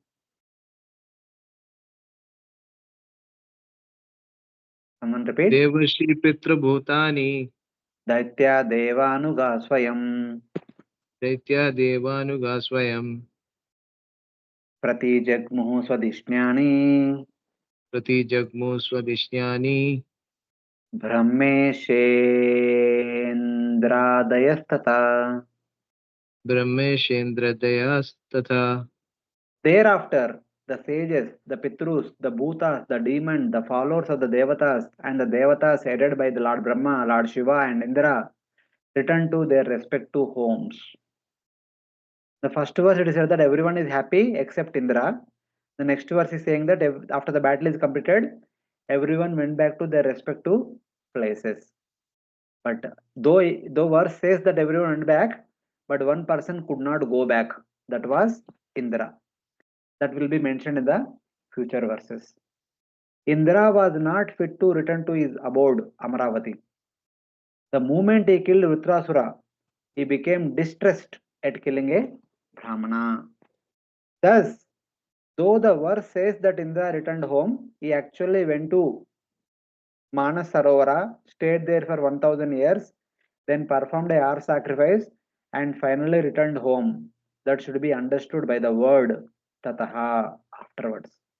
Though rest all went back to their respective homes immediately, but Indra could go to his home only after 1000 years of severe tapasya. So that will be mentioned in this chapter. So Sri Rajo Vacha. Parikshit Maharaj is going to ask some questions. Indrasya nirvruterhetum Indrasya nivritirhetum Shrotrum ichchami bhomune Shrotrum ichchami bhumune Enasan sukino deva Yena sansukino deva Harer dukkam kuto bhavat. Harer dukkham kuto bhavat. The king says, Parikshit Maharaj is asking, O sage, I desire to hear the reason for Indra's distress. Why Indra was not happy? Why did Indra become unhappy by the killing of Vrtrasura while the other devatas are all happy? Why? What was the reason? Sri Shuka Uvacha Sri Shuka Vacha Vrtra Vikrama Samvigna Vrtra Vikrama Samvigna Sarve Deva Saharshibhi Sarve Deva Saharshibi Tadvadayartayan Indram Tadvadayarthayan Indram Naichadbhito Bruhadvadat. Naichad Bhito Brihadvadat. Sukadeva Goswami says, when all the sages and devatas were disturbed by the extraordinary power of Vrtrasura, they had assembled to ask Indra to kill him. Indra, however, being afraid of killing a Brahmana, did not want to kill him. So when Vrtrasura was born from the sacrifice, when he attacked the devatas, when the devatas were defeated, they went to the western ocean. So before worshipping Lord Vishnu, they all discussing among themselves what to do, what to do. Indra should kill him. So I think before that only, when Vrtrasura appeared, when he was looking at his beauty, his gigantic form, all the devatas and rishi sages assembled. They said, "We need to kill him. We cannot leave him aside." Indra said, "No, I can't kill him. I've already went through one Brahmahatya, and this will be second Brahmahatya." Indra did not desire to kill him because he was afraid of killing another Brahmana. Second Brahmahatya. That time Indra said, Indra Uvacha. Sri Bru Druma Jaler Eno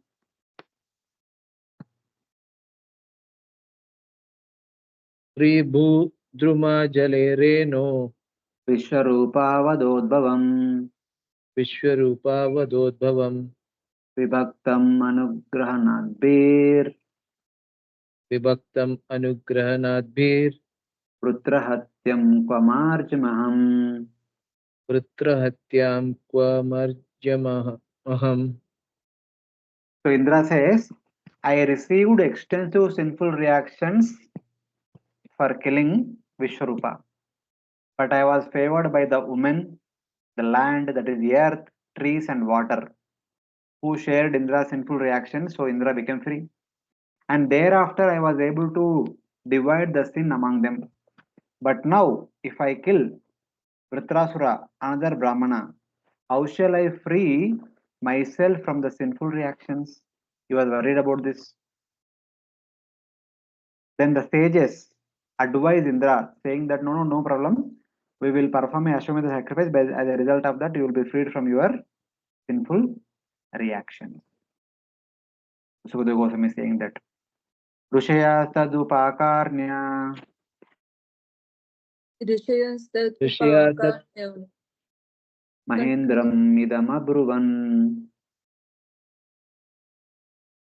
Mahendram idam abruvan Yajayishyama Badrante Yajayishyama bhadram te Hayamedena Masmabhi. Hayamedhe namasmabhi. So the rishis are saying that, hearing this, the sages replied to the king Indra, good fortune unto you, Badramte, do not fear, Masmabhi. We shall perform a earth sacrifice for you, by which you will be purified of killing Vrtrasura, who is apparently a son of a Brahmana. Do not fear, do not fear, do not fear. Like that, they are requesting Indra to go ahead. Hayamedena Purusham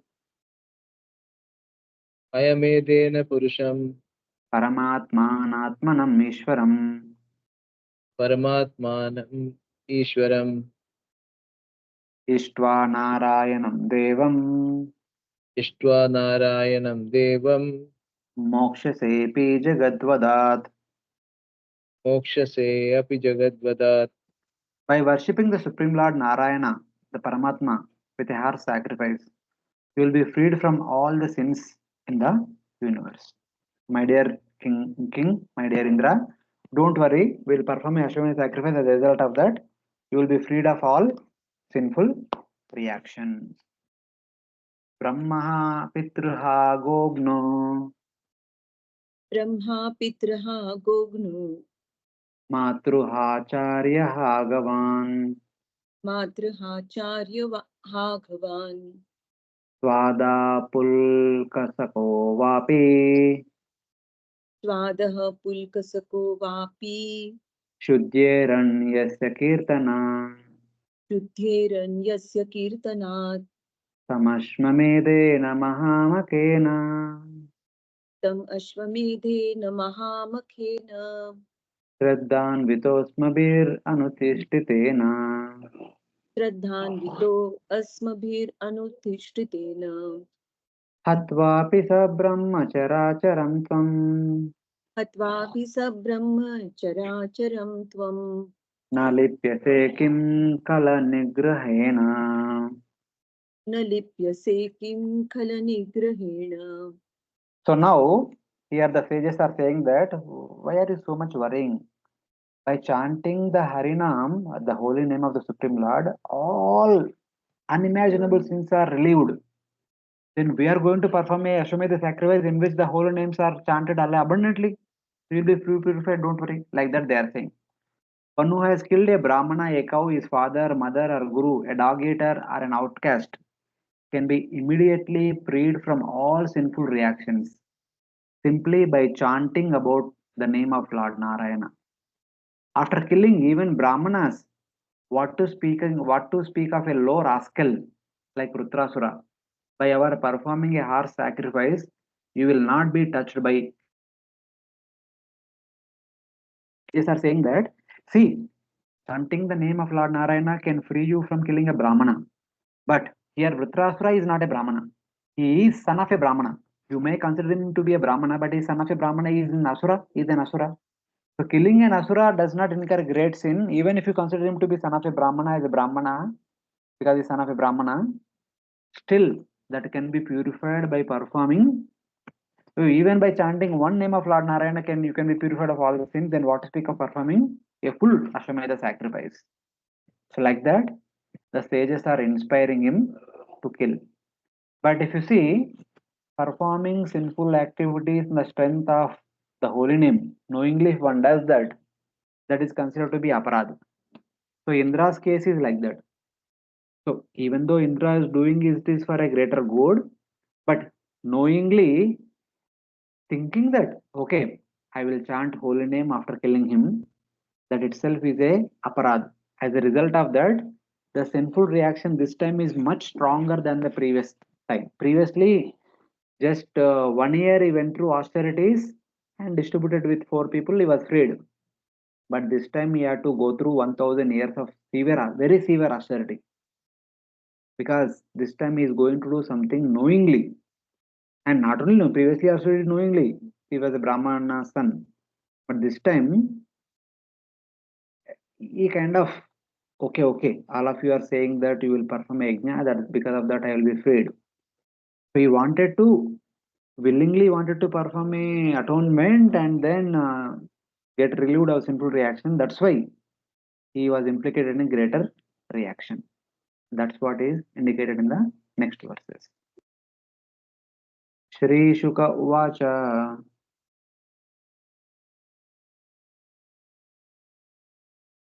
Shri Shuka Uvacha Evam Sanchodito Viprair Evam Sanchodito Viprair Marutvan Ahanadripum Marutvan Ahanadripum Brahmahatya Hate Tasmin Brahmahatya Hate Tasmin Asasadha Vrishakapim. Asasada Vishakapim. Sukadeva Goswami is saying that, encouraged by the words of the sages, Indra killed Vrtrasura.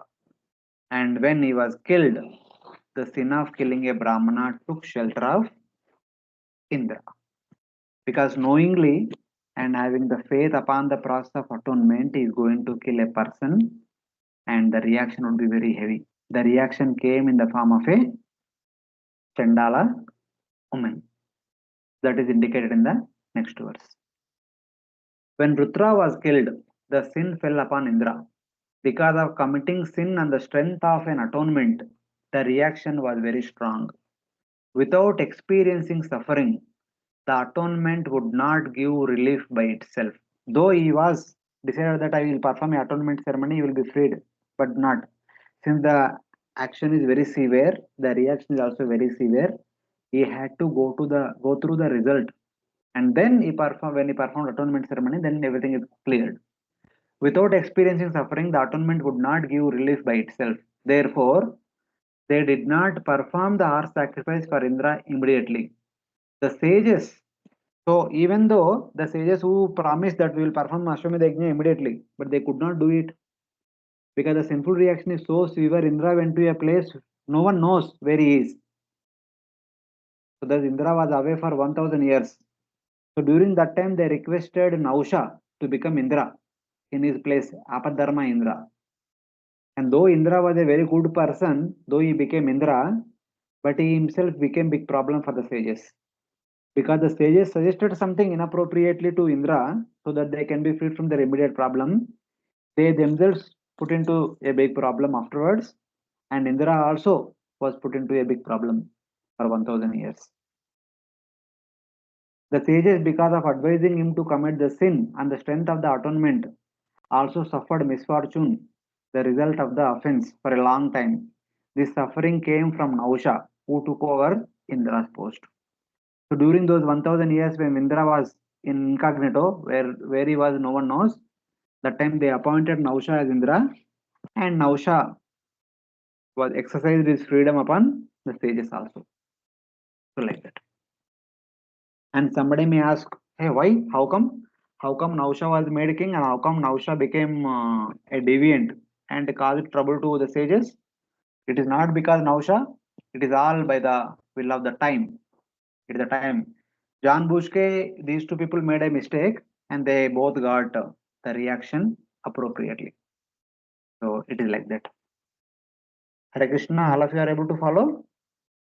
Any questions? Yes, Prabhuji. Yeah. Sayendra sama sahattapam Saendra smasahat tapam nivrittirnamuma vishat nivritrir namum avisat himantam vachayatam praptam vimantam vachayatam praptam sakyanti apino guna. sukyanti api no guna. Following the advice of the Devatas, Indra suffered and attained no happiness. Good qualities cannot give happiness to a person who has shame and infamy. Even though Indra did a good activity with good intention, with good qualities, but still that does not make one happy. Because the act itself is an inappropriate act that produced some reactions. Asahat should asahata. He endured. Amum refers to Indra. Why could a person with qualities like determination not be happy? Those qualities cannot give happiness to a person who has done a shameful act and is criticized for killing a Brahmana. So this time Indra knowingly, willingly, and on the strength of an atonement killed Vrtrasura. So he had to go through reaction. But on the other hand, he has to be killed. It is not that Indra wanted to kill him for his own personal motivation. For the universal benefit, Vrtrasura had to be killed. But the mistake Indra did is, the sages suggested that okay, you kill, and the reactions will remove it by performing atonement. And Indra also accepted for a while. Okay, anyway, these sages are promising me to perform Ashwin sacrifice, I will be freed from that.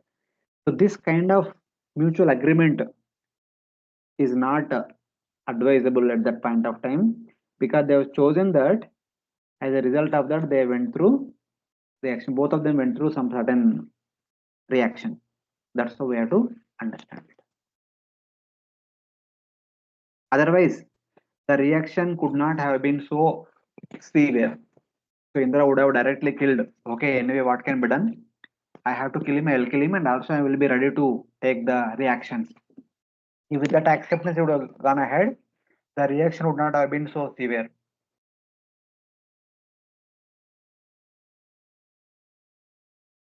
But instead of applying this kind of principle upon Indra, we should actually apply upon ourselves. So Indra is setting an example saying that if you knowingly thinking that I will do some atonement afterwards and I'll let me do sin. So thinking like that, if you do, we get a double reaction. Or so instead, so knowingly that this is sin, I have to do, there is no other way. I am ready to face whatever reaction would come, because it has to be done. One is doing it, so the amount of reaction one would get would be minimal. So this is this understanding we should get from this chapter, like that.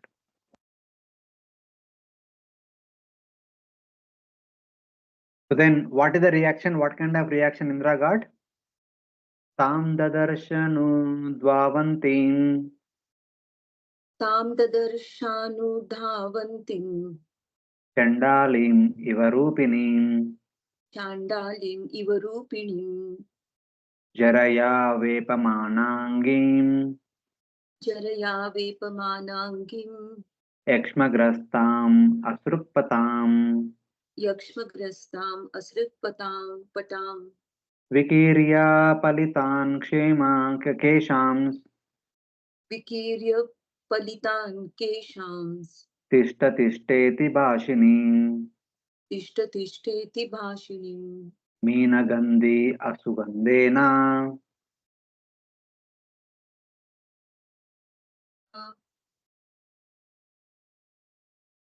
kurvate margadushanam. Purvati margadushanam. So what kind of sinful reaction came upon Indra? Indra saw a Chandala woman trembling because of old age, afflicted with tuberculosis, covered with blood, and breathing an unbearable fishy odor that polluted the entire street. With grey hair flying about, she pursued Indra, calling, "Wait, wait." So it is normally understood, some of you are doctors also, this particular disease, eczema, grastam, tuberculosis, which Acharyas translate, is contagious. If they come, if somebody experiences this, they come to us, we also get it. It is actually deadly. So that's why an old lady affected with tuberculosis pursuing Indra, if Indra comes in the proximity of her, Indra will also get tuberculosis. That's how the reaction is after him. Eczema is tuberculosis. The street was polluted with the smell of her breath, which had the odor of fish. Whoever breathes this, they will get tuberculosis immediately. So Indra is running away fast for his own safety, and she is calling him, say, stay, wait, calm, Javagre, like that. Nabogata disha sarva Nabhogato disha sarva sahasraksho vishampate sahasraksho vishampate pragudicim disham turnam Pragudicim disham turnam pravishto nrupamanasam. Pravishto napamanasam. So first Indra went up, then Indra went down, Indra went right, left, front, back, in all 8 directions Indra went. There is no way to save himself. Then finally, Indra went in northeast direction, where Lord Shiva resides, Kailash. Adjacent to Kailash, there is a lake known as Manas Sarovara. So Indra went inside this Manas Sarovara, hid himself. So what is the specialty of this Manas Sarovara? Somehow Indra entered into this Manas Sarovara because Manas Sarovara is being used by Parvati, Durga Devi regularly. No one else can enter into that Manas Sarovara. Of course, before entering, Indra must have prayed to Durga Devi, please save me, please protect me. Then Durga Devi might have allowed him enter into that water. So as a result of that, Indra was inside that water and the Chandala lady was outside that water. So Indra cannot come out. If Indra comes out, she will catch him. He will catch tuberculosis. So Indra was inside only as long as that Chandala woman was outside. This went on for 1000 years, during which he could not get anything to eat because it is Agni who brings oblations to Indra, which is food. So normally Agni can enter into the water, but the Agni cannot enter into this water of Manas Sarovar because Durga Devi put a condition: no one can enter. Only Indra entered with the due permission of Durga Devi. So Indra could not get anything to eat for 1000 years. That is the kind of severe austerity he went through. So that is being indicated in the next verses. We'll just read the translations. Just 5 verses are remaining. With that, chapter will be completed. Always thinking of relief from the sinful reaction of killing a Brahmana, Indra, invisible to everyone, lived for 1000 years in the subtle fibers of the stems of a lotus without food, since the messenger Agni, could not deliver his share of sacrifice in the water. So Indra lived unseen in the fibers of the lotus stem. He did not get any food because the messenger Agni did not deliver his share of the sacrifice, since Agni could not enter the water. Normally, it is not difficult for Agni to enter water since he delivers oblations to Varuna. Varuna himself stays in the water. Agni always delivers. That means when we offer something in Yajna saying that Idam Indra so Idam Navama, so Agni accepts it and Agni takes it and delivers it to Indra. When we say Idam Varuna so Agni takes it and gives it to Varuna. So Agni goes into the water and gives it to Varuna normally. But Agni cannot enter into Manas Sarovara. However, this water was difficult to enter because the followers of Lord Shiva were guarding it. And thus, the sin of killing a Brahmana which followed him everywhere could not also enter the water. The Chandala woman also cannot enter into the water. So Indra remained invisible to all people for 1000 years inside this water. And the Chandala woman was standing outside. As soon as Indra comes out, she can attack him. Like that, 1000 years went on. So during those 1000 years, as long as the Indra was living in that water for 1000 years, Nausha ruled the heavenly kingdom due to his knowledge, austerity, and mystic power. Nausha, however, became blinded by pride in his wealth and took the body of a snake because of the instruction of Indra's wife. So when during the Indra's absence, someone should rule over Swarga. So all the great sages and devatas selected Nausha, who is qualified enough to be Indra for that time. So Nausha, who was the king down on the Bhumandala, was brought to Swarga. He became king. So he was ruling over the 3 planetary systems. Because the position of Indra is like that, eventually he developed a desire that, so I am the king of the heaven. I am entitled to enjoy everything that is in the heaven. So everything includes the wife of Indra. So right now I am Indra. So Indra's wife is also my wife. So she should come to me. She should serve me. So he expressed his desire to Indra's wife. So she approached Bruhaspati. And Bruhaspati suggested her, you go and tell Nausha saying that if you come to my palace, matlab, Indra's wife will have her own palace. If you come to my palace, being carried on a palanquin by the great Saptarishis, then I'll follow your instruction. So Nausha ordered Saptarishis, carry me on the palanquin to the wife of Indra. Saptarishis are not used to carry some weight. They were carrying very difficultly, going through a lot of difficulty. They were going slow. So he was in hurry. He was actually telling, go quick, run fast, run fast. They were trying to run fast, but they were not able to do so much. He became very angry and he began to kick on the back of the Saptarishis. Carry fast, carry me fast, run fast, run fast. So one among the sages was Angira Rishi, Agastya Rishi.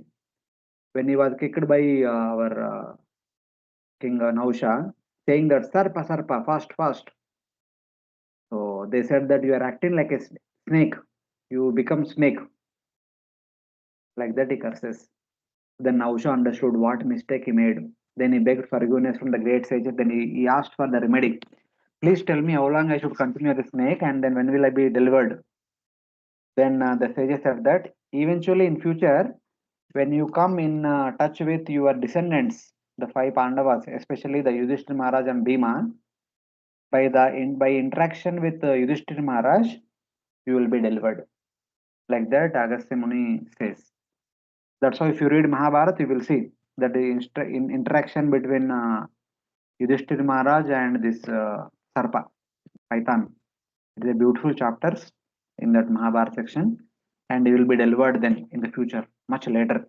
So till then, from now onwards, all the way up to Pandava's time, he was continuing as a Sarpa only, a Python, because he was making out of lusty desire, he was making Saptarush to carry him. That is actually not correct.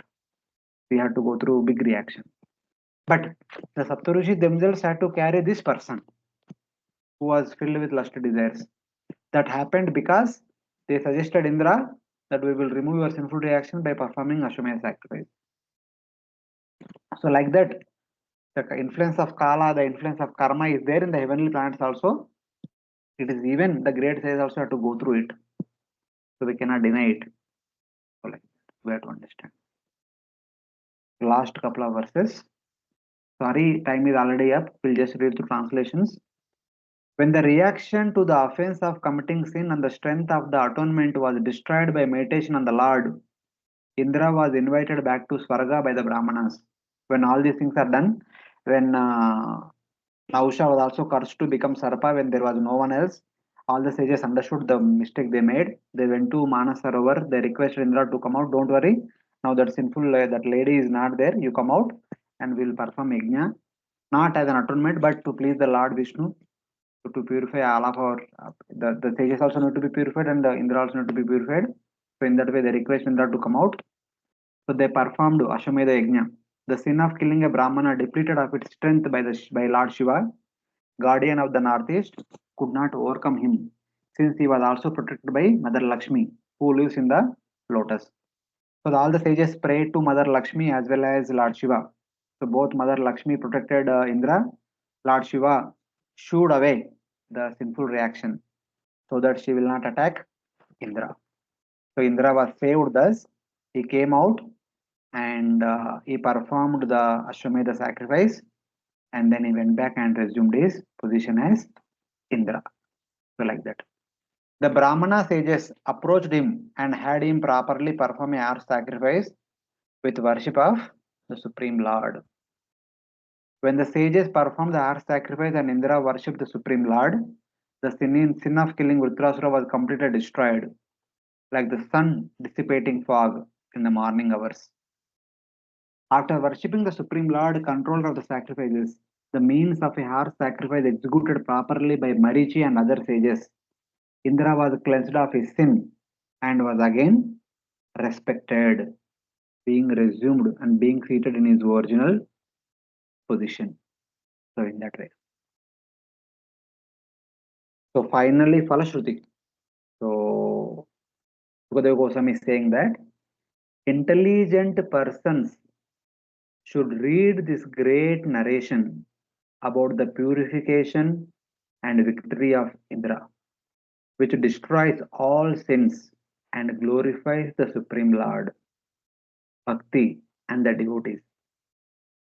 On sacred days, they should hear this narration, which brings alert senses, wealth, which brings alert senses means the senses which are in proper discrimination, wealth, fame, freedom from all sins, victory, good fortune, and long life. So these are the benefits of hearing this pastime. and following the instructions which we learn from this pastime, etc. Bhakti Ushrayam means endowed with the excellence of bhakti. The story describes the victory of Indra. Indriyam means the quickness of the senses. Ayusham means giving long life. So this is how this pastime is completed, and Indra was purified and he went back and resumed his original position. So Hare Krishna. So I'm sorry for taking a little more time. So with this, we are done with chapter 13. This section of Vishwarupa, Vrtrasura, and Indra's Poshana has been completed. The next section will talk about Chitraketu Maharaj. Hare Krishna. I think we'll stop here for Hare today. Krishna. Hare Krishna. Thank you very much Hare for joining and Thank you staying very late. much. Hare Krishna. Thank you so much, Prabhuji. Hare Krishna. Dandavat Pranam. Hare Krishna. Thank you, Prabhu. Hare Hare Krishna. Krishna. Thank you very much, Lakshmi. Thank you very much. Hare Krishna. Dandavad. Hare Krishna. Thank you, Prabhuji. Thank you for joining. Thank you all.